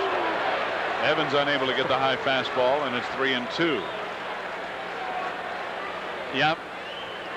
Reniak now with the White Sox, and Dwight Evans with a batting cage in his basement at home. And he's down on strikes. So Carey comes back to get the final 2 outs after Ellis Burke's 2-run home run. Makes it 2-0 Boston. 2-0 Boston as we go to the bottom of the 6th inning. A reminder that Tuesday night here on ESPN, you'll see the New York Mets at Montreal. Some will see Chicago at Pittsburgh. And of course the Expos just swept a doubleheader the other day from the Mets, and the Expos are back in it. It's almost a really, yeah, it is. I mean, what you'd have to call a 3-team race right now.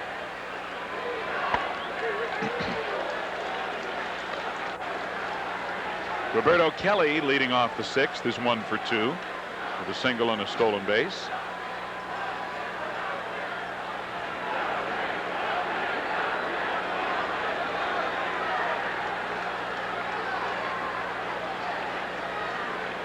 Al Clark taking one off the shin or the leg. Well, I think that would be the definition of hopping mad. That's right. That was Al Clark's slam dunk. Boy, I'll tell you what. Al not known for his vertical leap. Unless it's a plate of pasta.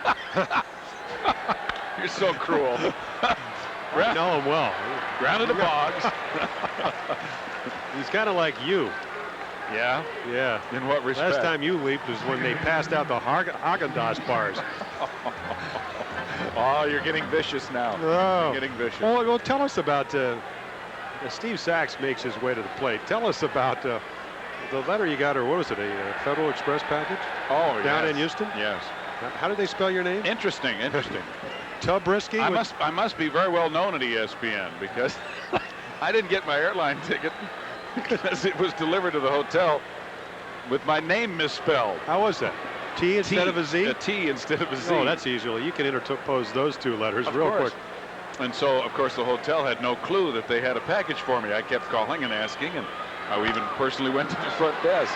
Sachs grounds to third. Boggs again makes the play. 2 away. Finally, someone at the hotel had the presence of mind to say, well, let's just look at all the packages and see if there's anything close. And they found an overnight letter with my airline ticket in it, so I was able to get here to New York to so instead of Zabriskie, be assaulted by you. It was Zabriskie with T-U-B, Zabriskie? No? Or is it T-A? Which one? T-A. Oh, okay. I know you'd love it to be T-U-B, and you'll never let me forget it. Never. Don Mattingly, 1 for 2, takes a strike. Well, back to the game. I should have saved it so I could show it to you. Please do. They saved it at the desk. That's right. Because anything is momentum in baseball. If you get 2 runs on the board, you'd like to have a quick inning. Put your team right back up at the plate. Dana Kicker now with something with which to work. A 2-run lead. Mattingly fouled it off Pena. A ball and 2 strikes. Well, you know, it's funny. You have a 1-run lead, or in this case, a 2-run lead. Earl Weaver used to tell me you can't get hurt if you have a 2-run lead till 2 guys get on base. And a lot of times, that extra run will make you relax, and that's the key to hitting. There's a relaxed guy with a 2-run lead. He'd like to have a 2-game lead instead of down by a game. Again, Mattingly fouls it off, and it's still 1-2. Don looks a lot different since he lost the mustache. I think the one big difference, we talked about the fact he hasn't hit a home run in over 220 times at bat. You see the numbers. It's just an outstanding RBI hitter, average hitter. Is that I don't think he's getting back as much. I think he's still hoping his back's going to be all right.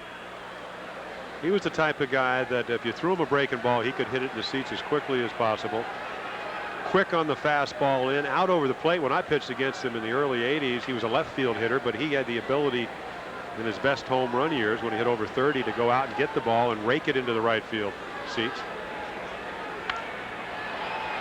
Fouled off again. It's about the 5th in a row. It's still a ball and 2 strikes. Well, he really obviously has the ability to come back and again be one of the premier hitters in baseball, but anybody who's had any kind of a back problem knows how debilitating it can be. And you just think about the movements that you have to make and the stress and strain on your back in baseball. And it doesn't take much to re-aggravate something. Yeah, that's why he said, I know what I need to do to play first base and to hit, to try to play in a full season. That's why I'm trying to strengthen my bat. He told me before the game one thing he really appreciated was the Yankees' patience in allowing him to have the time and do the things necessary to get himself back in shape. And obviously they had the luxury of not really needing him because they're not going anywhere this year. But Stump Merrill, you know, he's, and the Yankee front office, to their credit, sees the bigger picture here. This is a guy we want to have next year. Line drive speared by Jody Reed, and the inning is over. The Yankees go in order. Dana Kicker has retired 7 in a row and leads 2-0.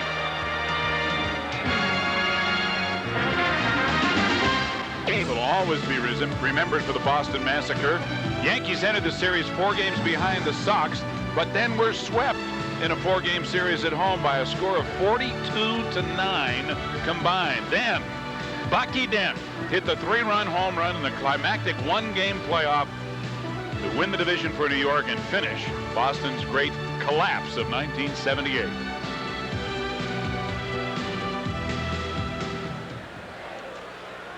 Here we go to the top of the 7th inning. 2-0 Boston, and Tom Brunansky leads it off. Strike 1.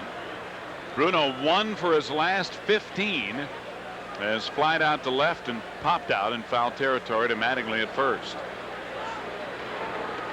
1-1.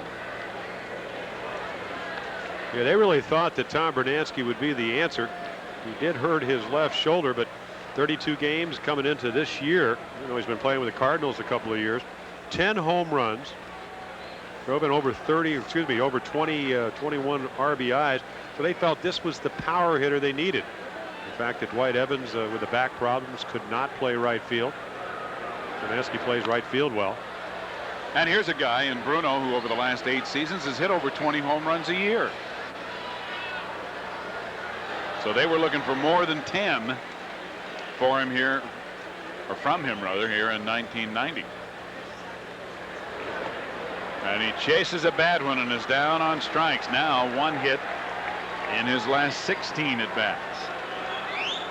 Strikeout number 7 for Chuck Carey. Again, similar formula. Fastballs away, and he gets ahead in the count. 1 ball and 2 strikes. Again, a ball well out of the strike zone. Just don't see the spin on a good slider. He has made 1 major mistake. High fastball to Ellis Burks. 2-run home run. That's the difference. Tony Pena takes a strike. He has lined out hard to right and grounded to third. Pena came into the game having hit .412 over his last 6 games and .333 in his last 21.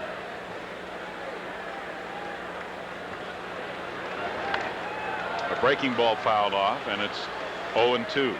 Well, you wonder if he will be able to play the last 12 games with the same physical abilities. I mean, he's been in 131 ball games. And here's the guy that plays winter baseball still at this stage in his career, not because anybody wants him to. In fact, they probably would prefer he doesn't. But he's so popular in the Dominican Republic where he's from that he continues to play on a team just because it supports the local team, because people will come out and see him.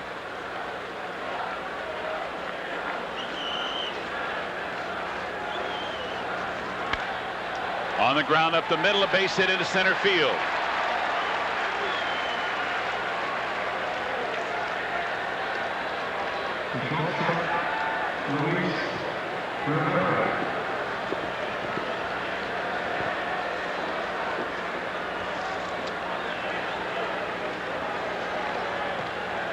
A 1-out single for Pena. That's the 6th hit for the Red Sox. I got to think that Joe Morgan, Red Sox manager, will do something here. He either got to sacrifice. Luis checking signs from rack slider down to third. You got to hit and run, even though that's probably the more of the evil type of play because Pena does not run that well. He does have 5 steals, but he's been caught more times. That's 6. I'd bunt him over for Jody Reed, try to pick up another run. And one of the reasons in throwing to first is to see if you can find out whether or not the hitter, in this case Luis Rivera, is going to bunt. Maybe he will tip his hand too quickly, but Rivera made no move. Rivera has struck out and popped out.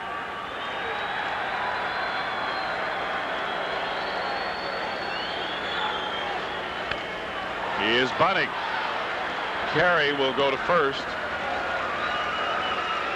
And the sacrifice moves Pena to second with 2 out. Let's go back for an update from John Saunders. Expos had trailed 3-0 to the Phillies. It was 3-1 when Jose De Jesus serves it up to the Big Cat.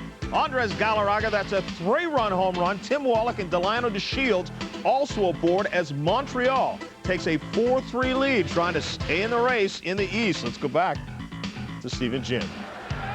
Thank you, John. El Gato Grande. Here come the Expos. They may be there at the end as well. What an amazing team. I'll tell you.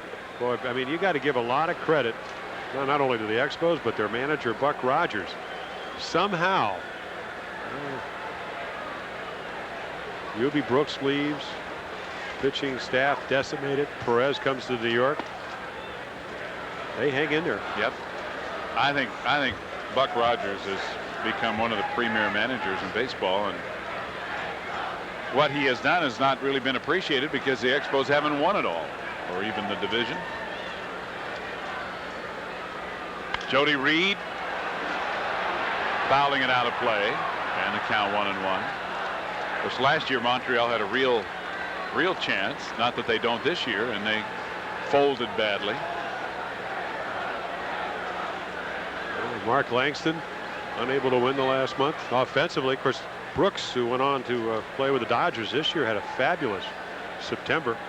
But of course, Buck Rogers, as all managers do, took the heat for that. And I think managers are a lot like NFL quarterbacks. I think they get too much credit when the team does very well, and they take too much blame when the team doesn't do well.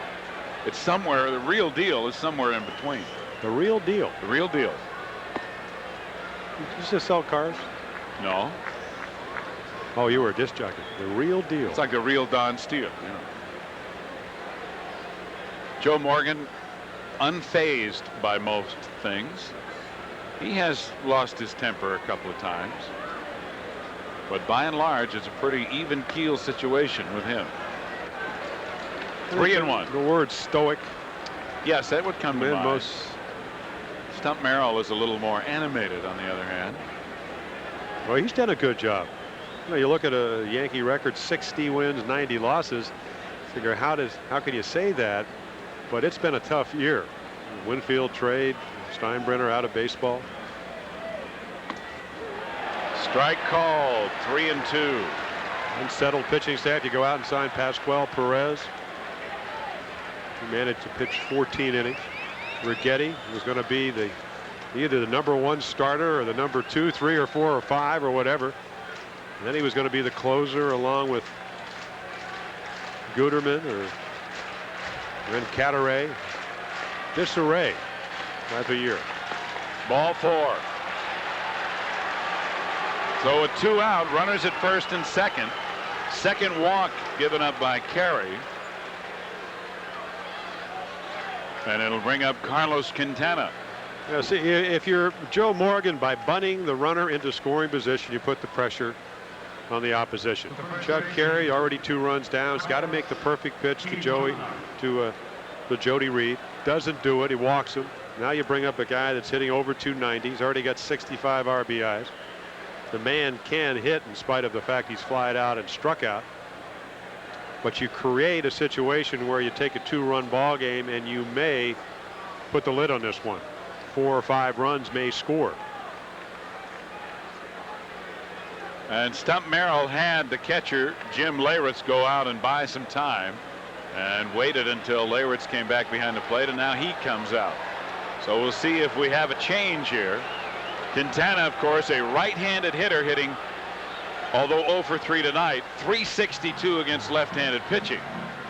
So Stump may well know that. Yeah, and I'd be surprised, and not the surprise, but what Stump's got to do, whether you're 60 and 90 or 90 and 60, you got to do what you think is the most and best way to win a ball game.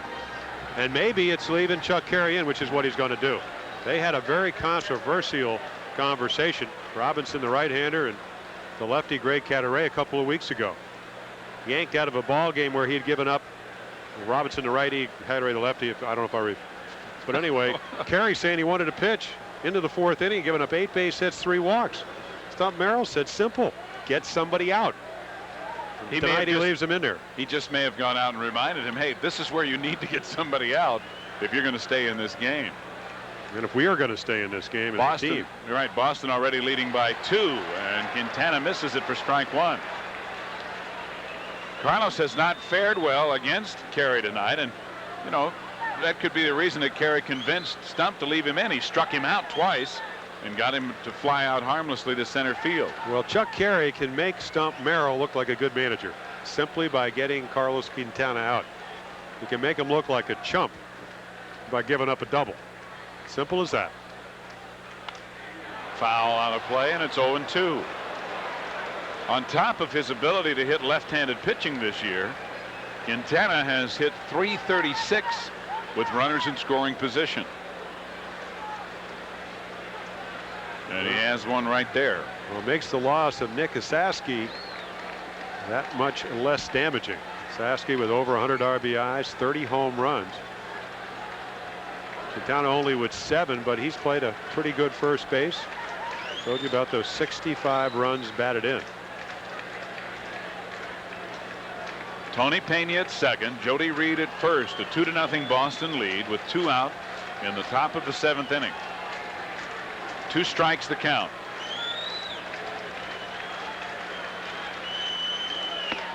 One and 2.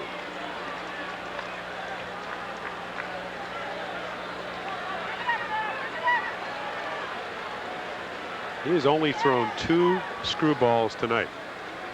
Mostly fastballs and sliders. He's turned a couple over.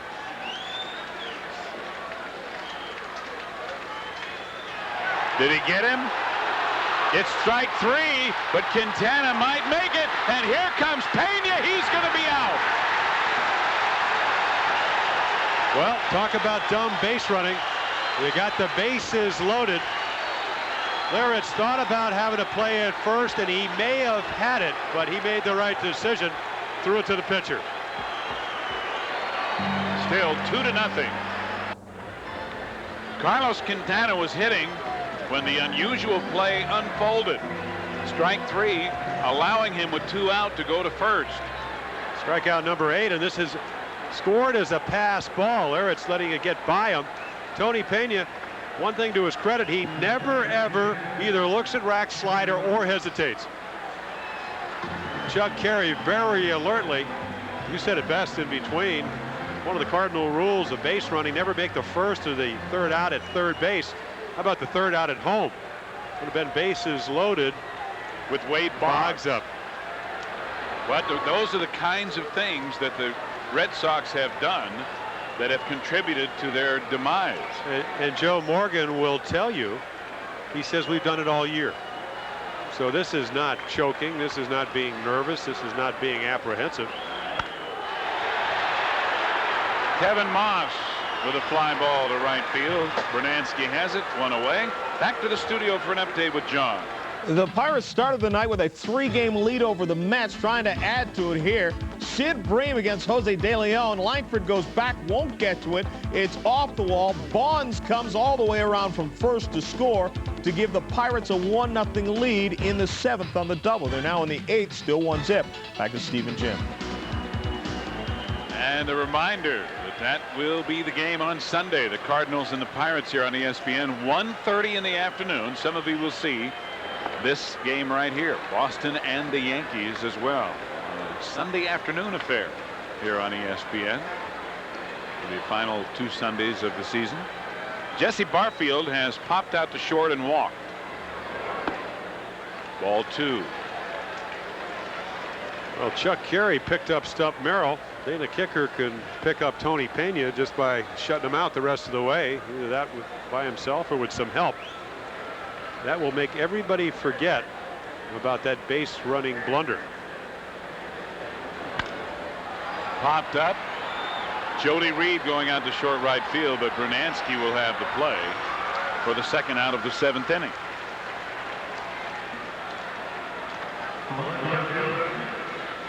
And that'll bring up Hensley Mullins, who is 0 for 2.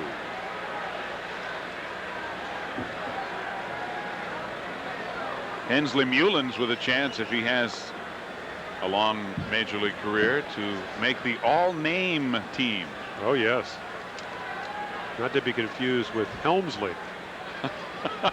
Boy, around here you do not want to be confused. That's exactly why I said that. Helmsley.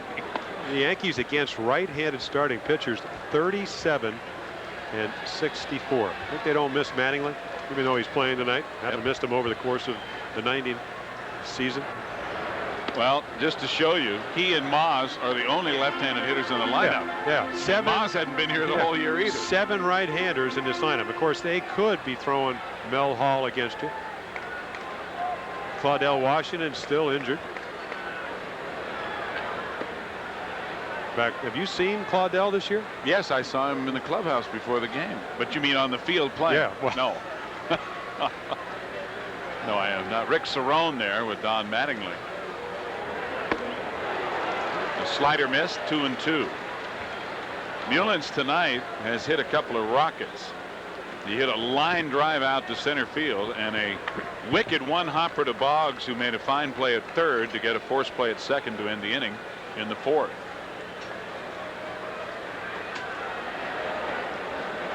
Three and two out, nobody on. Boston leading 2-0 in the 7th inning. We talked about it earlier, the luxury when you are not playing well. Mattingly's hurt to go with the youngsters. This will help them in 91. No doubt about it. Especially playing against teams that want to win a pennant. Boggs again with the play. And the inning is over. Wade Boggs with 3 good plays tonight. Boston still leading it 2-0.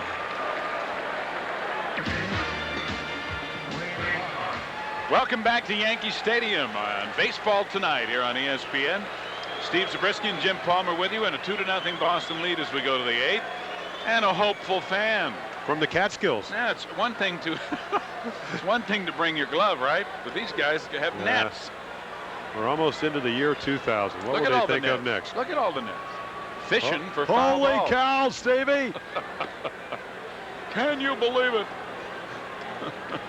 Doesn't Harry have one of those? Yes. Chicago? Yes, Harry has a net. Harry I don't mean a hair net. I mean that's a famous net. Wade Boggs, with a count of 1 ball and 1 strike, has a triple in 3 at-bats. And his average right where it began the night, 310. That'll be out of play in the count 1-2. Talked about his lifetime batting average at 352. Game hitting tonight around 310. I got to think, even though Richie Hebner was an outstanding minor league or major league player, the Walt Reniak work ethic is, I think, Boggs very dependent on that. He was,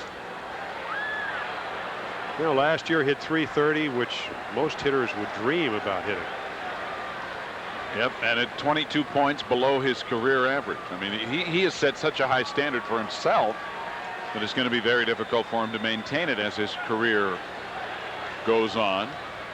Again, like the 200 hits, trying to get it for the 8th year in a row. There's one thing we talked about, the injury. You do have to stay healthy. He's been able to do that the last 7 years. This year, the wrist injury. Even though, as you said, if he gets to a ball game, he will get around 200. Did he go? Yes. Oh.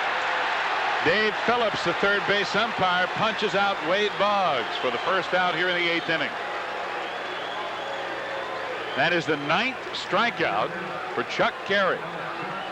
Carey may be pitching his best game of the year. Tough to tell from this angle. Davey Phillips at third base. And the reason Al Clark is pointing down there is he's got a better viewpoint than we had on television, and he had at home plate. Affirmation from Davey Phillips. Number 9. That's a lot of strikeouts. Ellis Burks, 2-run home run. The difference in the game is 20th of the year in the 6th inning with Boggs aboard. And a high high fly ball into right center field. Barfield calling for it. 2 away.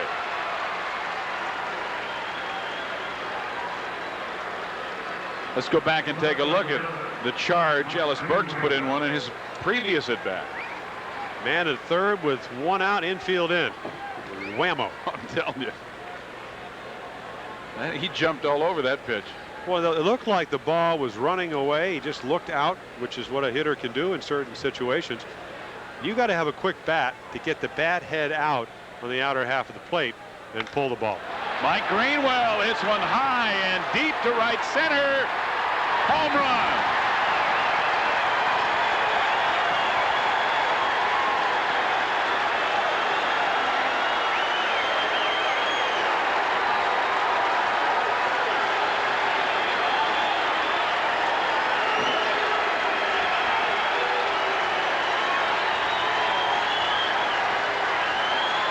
Greenwell with his 13th of the year, and it's 3-0 Boston. I believe it's a high slider. Yep. Hung inside, didn't get it out over the plate. First time up, Greenwell sliced one into left field on a fastball. That slider about 5 miles per hour slower makes Chuck Carey very sad. 2 mistakes, 2 home runs, 3 runs. And that's what he trails by. He has now given up 19 home runs on the year. That was Greenwell's 3rd hit of the night, and the count to Dwight Evans, a ball and no strikes. 1-1, and that really blasted Leyritz.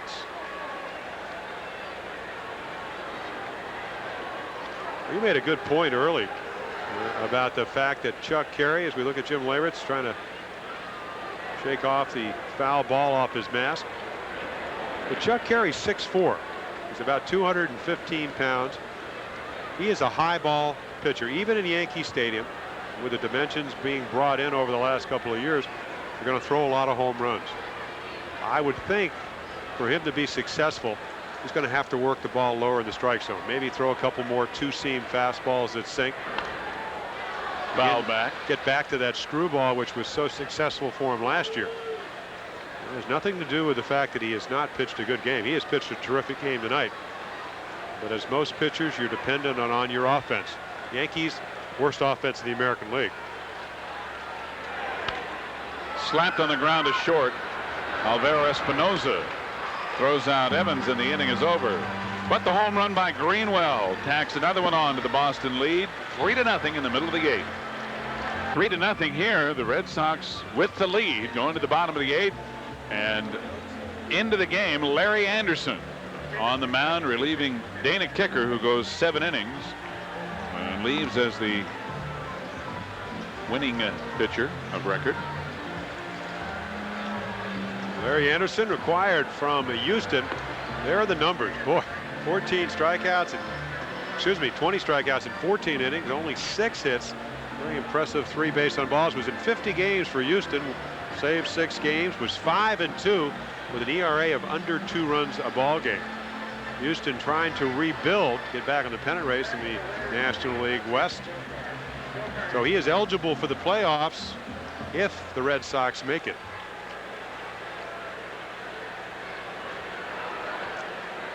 Well, Chuck Carey pitched 7.5 innings. He knows if he gets a chance to go back out there, he better get him out. Maybe they'll come up with 3 or 4 runs, and he will either get a no decision or a win.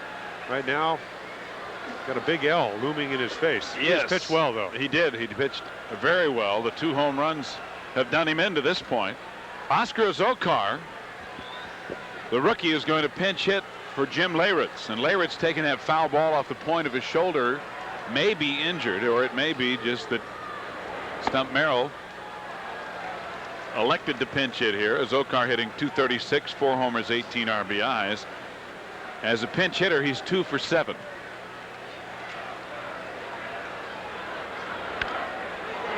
And he bunts it right by Anderson.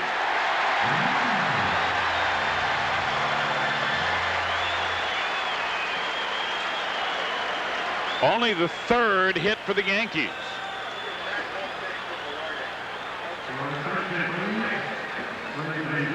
Well, some people might call this a swinging bunt. This is just bunt it.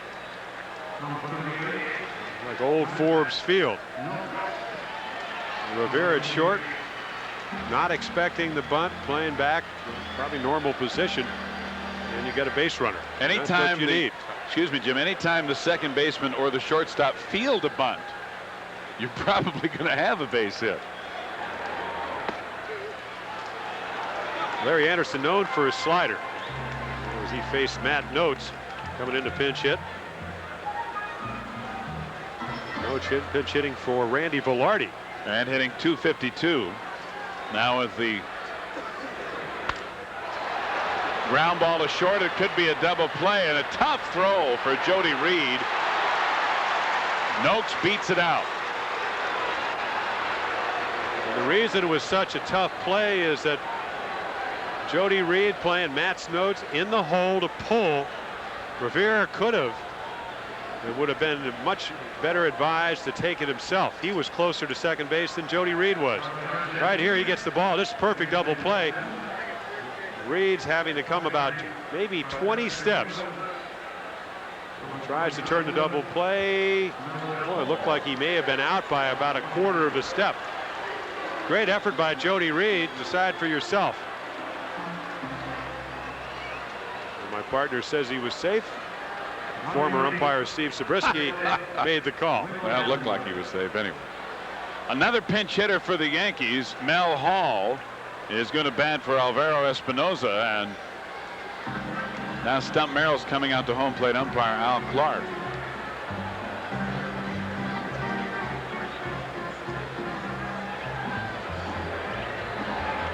Jim Wellwander in as a pinch runner at first base for Matt Noakes, who reached on the fielder's choice. Former Detroit Tiger.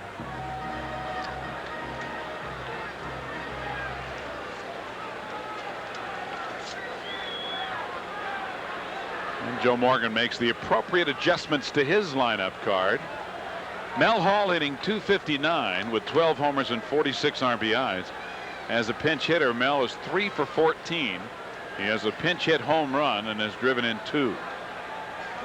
And they will play a couple of steps behind him. Trying to take away the first base hole. Breaking ball, low ball 1. 1 out and 1 on.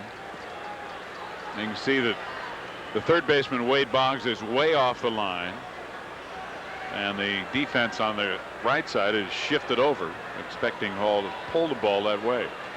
And there goes the runner, Wellwander, and he's in there easily. Well, it's a gamble. If you're Joe Morgan, you play behind Wellwander and he steals second. Takes you out of a double play situation. And it's a trade-off. You figure that you're not really worried about this run. This represents the first run. The guy you are worried about is on deck. He represents the tying run. So the double play no longer in order. 2 balls and no strikes to Hall. Fouled off outside third, 2-1. Larry Anderson is one of the great dry wits of all time. He has a great sense of humor. It was Anderson who wondered. He wonders about things. That's what he does. He wondered also why sour cream has an expiration date on it. When it's already sour? Yeah, what's it going to do? Go good? Then he also wanted to know why. A lot of time in the bullpen, isn't Yeah, a lot of time in the bullpen. Why do we drive on the parkway and park on the driveway? I mean, these are things worth contemplating, I think.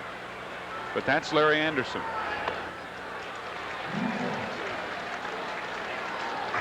He is all business, however, when he takes the mound.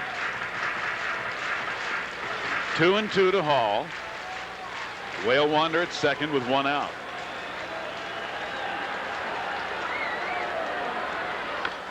Fouled off. It's still 2-2.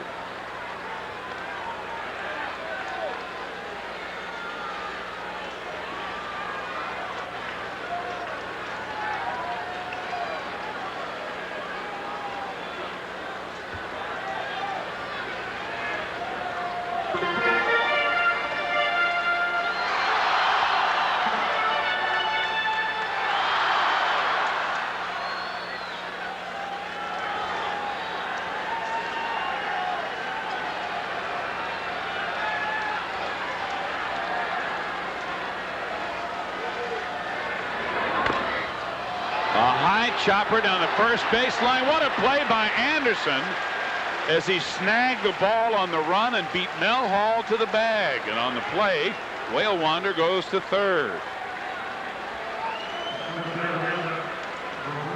Well, he made a play that I think I would have maybe tried to surround. Very difficult. Again, it's a high chopper. I don't think it's going to get by him. If he just circles the ball, he can make the play. Going so softly, but right here, first baseman, second baseman coming in. Why not take it yourself? Keep the runner at third. And it eliminates any possibility of the ball being dropped in the exchange. That it does. Well, so now Whale Wander at third with 2 out for Roberto Kelly, who is 1 for 3. You know, that's a ball you, in spring training, they hit those high choppers, you immediately call. Real difficult to do that when you don't know if you can get to it as a pitcher. He's racing the ball, and then when he gets the ball, he's racing the runner. Exactly. And if you let the first or second baseman field the ball, then you all meet in a little group about 20 feet from first base. Foul out of play. Strike 2.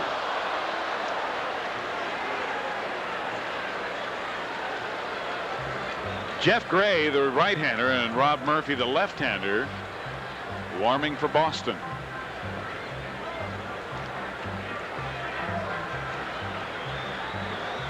Jeff Gray really carrying the Red Sox during the latter part of August. 7 saves in his last 7 chances. Rob Murphy, the lefty, a tough year for him. That's why they went out and got Larry Anderson. High and away, 1-2.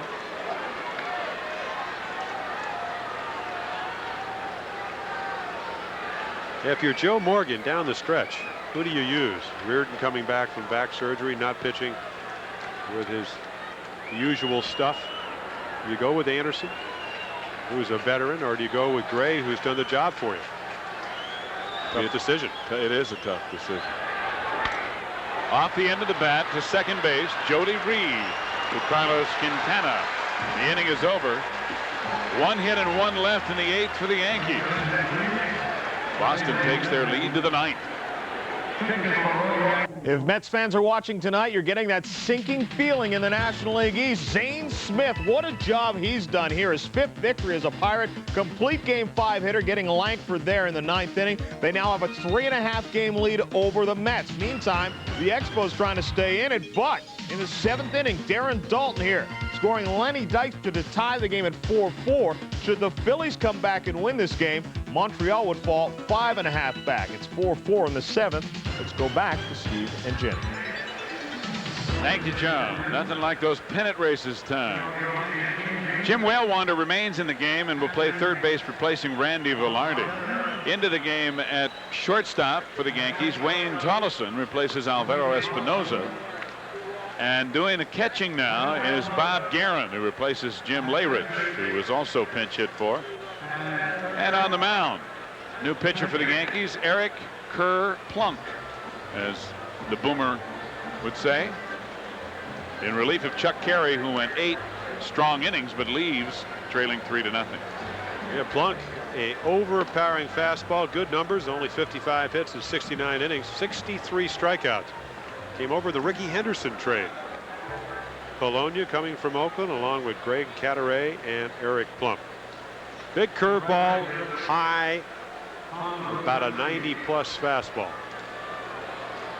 If you were a batter, Brunansky, who is a fastball hitter, better get the bat going. You can flat fog it by you. Bruno 0 for 3, and he puts a charge in one to left center field. Mullins won't catch up to it. It's off the base of the wall. Kelly will throw it in. But Brunansky with a leadoff double to start the Boston 9th. Why don't, when I say he can flat fog it by you, does he start off the hitter with a breaking ball? He didn't hear you. He couldn't hear you. That's obvious. Take another look.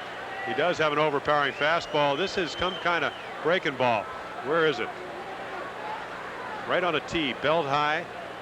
Brunansky, who has not been swinging well tonight, gets his arms extended, gets it to the farthest point in left center field, and Didn't look like he was running too well. Jeff Stone will come in to pinch run for Tom Bernansky. It's an interesting move. Jeff Stone, a very good base runner, a lot of speed, but not known to be that good an outfielder. I wonder if he will go in and play right field with a 3-run lead. And that would be sacrificing significant defense. Kevin Romine is also available to play right field should Joe Morgan call upon him. Tony Pena prepared to bunt, and he gets one a little close and goes down. Ball 1.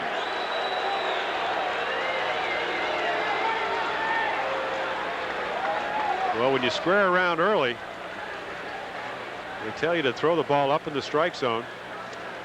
It really wasn't that close to Pena. He almost ducked into it. Tony has single to center in 3 at-bats. Bernansky at second with nobody out. Swinging away and slapping it foul out of play. 1-1. Yeah, Tony's saying, well, if it worked for Oscar Azócar, maybe I can put the ball in play. Bring your defense in and slap it by him. Meanwhile, Don Mattingly's life just passed before his eyes. Right. As he was in even farther than that when Pena lined it his way. Now he's not sure. 1-1. Pena is bunting, and Plunk bobbles it. Everybody's safe. Well, you said it well, Eric Plunk. That is a play that he bounced off the mound at 6'5", a long way to the ground, but he had pinch runner Jeff Stone nailed at third base if he comes up with the play and throws him out. This is not a good bunt. Right there, 2 hops to the pitcher. Well, at least it was supposed to be to the pitcher.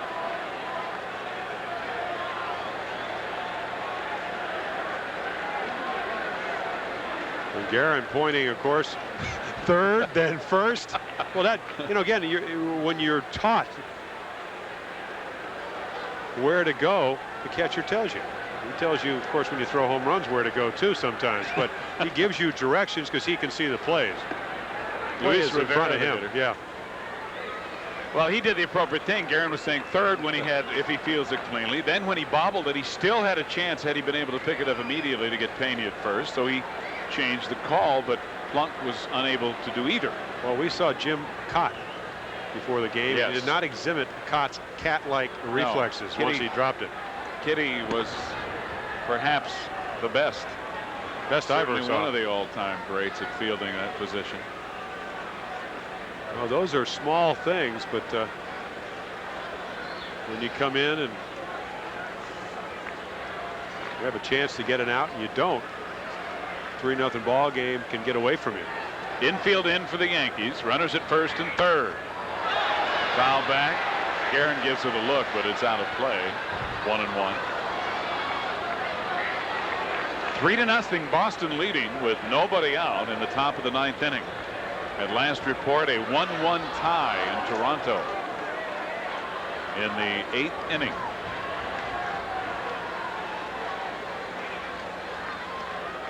And with a 1-game deficit, now Robinson, who's been throwing, joined by Cataray, who was up and then down.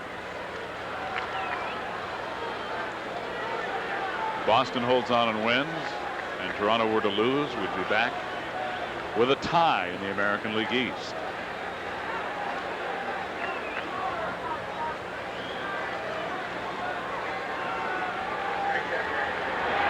And Rivera with a squeeze play on, misses the ball. Jeff Stone finally run down and tagged out. Pena goes to second and holds there.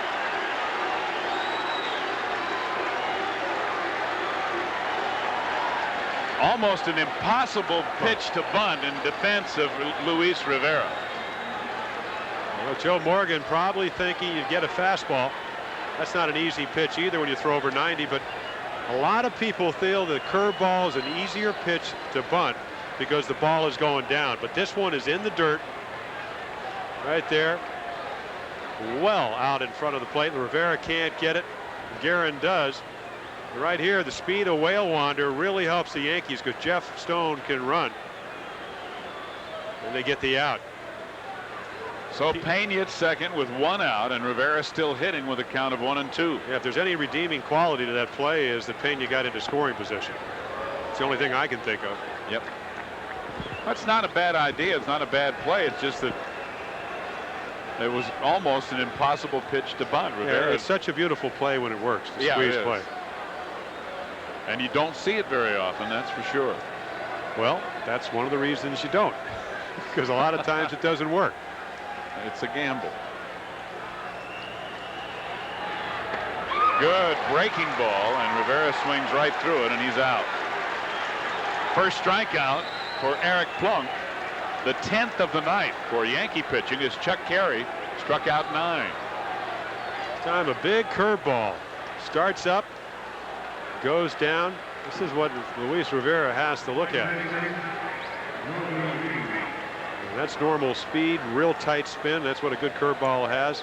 You swing right over the top. So to the top of the order, and Jody Reed with Pena still at second. Now 2 out. Reed is 1 for 3 plus a walk. Down low, ball 1. You know, that big curveball is a pitch that I used to throw. It is a very difficult pitch to start hitters off with because very few hitters will swing at it. So if you're Jody Reed, big curveball, unless you come back with another one, he most likely is looking for the fastball. And he did come. Yeah, he came back with another one. But Reed takes it. It's 1-1. If you start hitters off with a curveball, you better be able to throw back to back, or they will be sitting on that high hard one or the fastball. Makes a hitter that may have some doubt in his mind and makes him think he knows what's coming. Anytime you can get an element of doubt in the hitter's mind, you've got a big advantage as a pitcher. Well, the guy that the Red Sox will send out there tomorrow, Mike Boddicker, somewhat unpredictable. Just when you think he can't throw it any more slowly, he does. Curveball and a strike called. Throwing through is Bob Guerin. But Pena scrambles back. It's a ball and 2 strikes. Yankees leading the American League in throwing out potential stolen bases. Pena, we've already seen him try to score on a wild pitch. He almost gets picked off. Sometimes you can be overly aggressive, and Pena has a tendency to fall into that. Because that is a long throw. It's 90 feet to first and third, but over 128 feet from home plate all the way to second base. Low and away. And you saw Guerin set up outside. 2-2.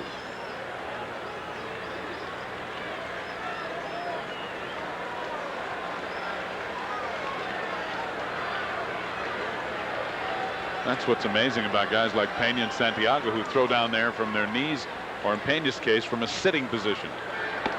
Outside, 3-2.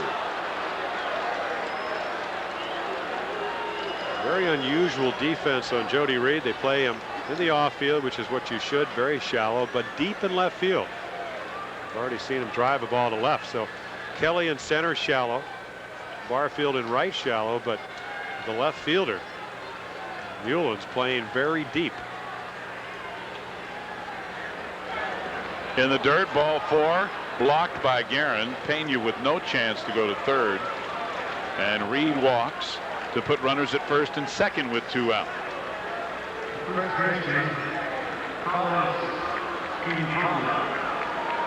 Red Sox up 3-0 in the 9th. As Stump Merrill looks on, and Carlos Quintana stands in. 0 for 4. He has struck out 3 times and flied to center.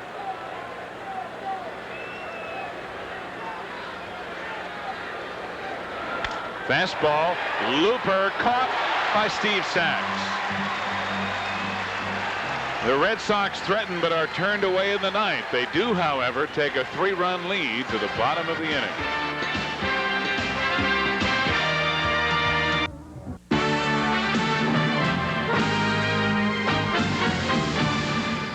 Our Budweiser storyline tonight shows good pitching, but 2 home runs by the Red Sox, the difference in the game. Ellis Burks with his 20th of the year in the 6th inning to give them a 2-0 lead, and then Mike Greenwell, his solo shot, 13th of the year, made it 3-0. Dana Kicker with a 2-hit shutout through 7 innings. Chuck Carey pitched very well through 8, just the 2 home runs, the blemish on his record with 9 strikeouts in 8 innings. So it's a 3-0 Red Sox lead going to the bottom of the 9th, and Kevin Romine into right field defensively as Tom Brunansky was pinch run for. And Larry Anderson will try to pick up his first save in a Boston uniform. And he'll do it through the heart of the order for the Yankees. Stump Merrill, the manager of the Yankees. You got to like the first 3 hitters coming up. Sachs, Mattingly, and Moggs. Sachs is 0 for 3. He's grounded out twice and flied to center. Steve with 205 hits of last year, his first year in the American League.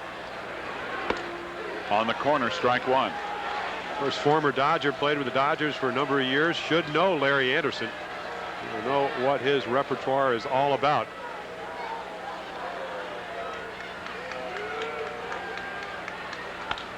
On the ground toward first, Carlos Quintana takes it 1 away. Let's get another update from the Baseball Tonight studio and John. George Brett started the day 1 point ahead of Ricky Henderson in the batting race. Here is his 45th double of the year that leads the major leagues, coming off Kirk McCaskill. Pacoda comes in, Seitzer follows him, and the Royals finally get on the board. It's now 4-2 as Brett races towards perhaps his 3rd batting title in 3 decades. Let's go back to Steve and Jim. Thanks, John. Boy, if George can win it, that'll be, without a doubt, the highlight of the Kansas City season this year, and they could use one. Here's Don Mattingly, 1 for 3. Inside, ball 1. Mattingly singled to center back in the 4th inning. He's also grounded to second and lined out to second.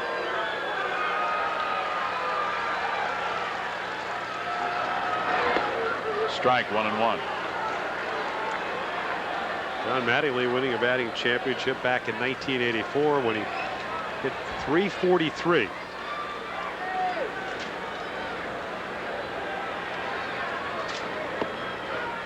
Two and 1. A reminder, Cincinnati trying to win it in the West and go wire to wire. No National League team has ever done it. At San Diego next, right here on ESPN, is the second half of our Friday night Baseball Tonight doubleheader. Grounded foul. Took a little hop outside the bag. 2-2.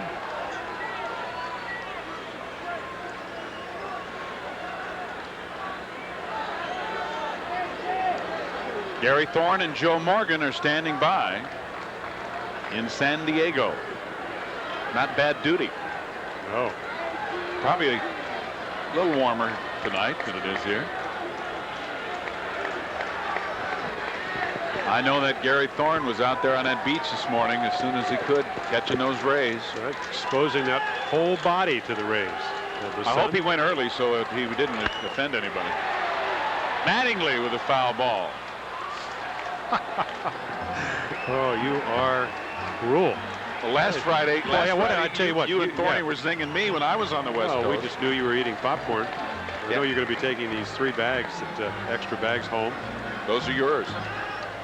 To go really with the very nice of you ate. to trade games with Gary Thorne last week. Gary moving into a new home up in Portland, Maine. So you went out and did the West Coast game and had to be with the little guy. Yeah, I was with You missed Joe. the ride to nowhere to the airport. Oh, really? Missed the exit at about 100 miles per hour. Mattingly grounds one to short. Rivera gets him. 2 out in the 9th. And, you know, we almost missed it tonight. We can't get this game get away without letting you know that this copyrighted telecast, of course, is presented by the authority of Major League Baseball. It may not be reproduced or retransmitted in any form without the express written consent of Major League Baseball. So if for 8 2/3 innings you've been planning on doing that, you have to give it up now. A lot of people can't go to sleep without that little I know. That announcement tidbit of information makes a lot of people's day, you know. Here's Kevin Moss, 0 for 3. Base hit would make Kevin's day. Strike 1. He has struck out, lined to second, and flied to right. 2 out, nobody on, bottom of the ninth, and the Red Sox lead it 3-0. My wife took one look at him and says if he doesn't hit home runs, he can make it in New York modeling. A very good-looking guy. Well, this may be the next underwear man. We don't know. I hope he wears underwear. And I know what brand you hope he wears too.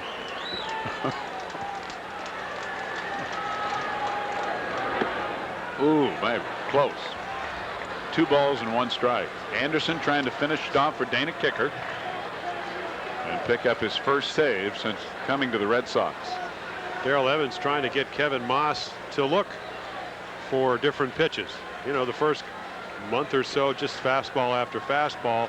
And after you hit as well as he does, pitchers are going to make adjustments. Easy for Anderson because that's his favorite pitch. There's another slider. 2-2. I think he goes to sleep with a baseball in his hand with the slider grip. Well, he's been around a long time and been successful. Again, it's a late breaking slider, so you don't pick it up out of his hand. And if you're a hitter, you think it's going to be someplace different than where it ends up being. A lot of Red Sox fans here looking for the final out. And they get it on the strikeout. Anderson's first will go along with his first save for the Red Sox.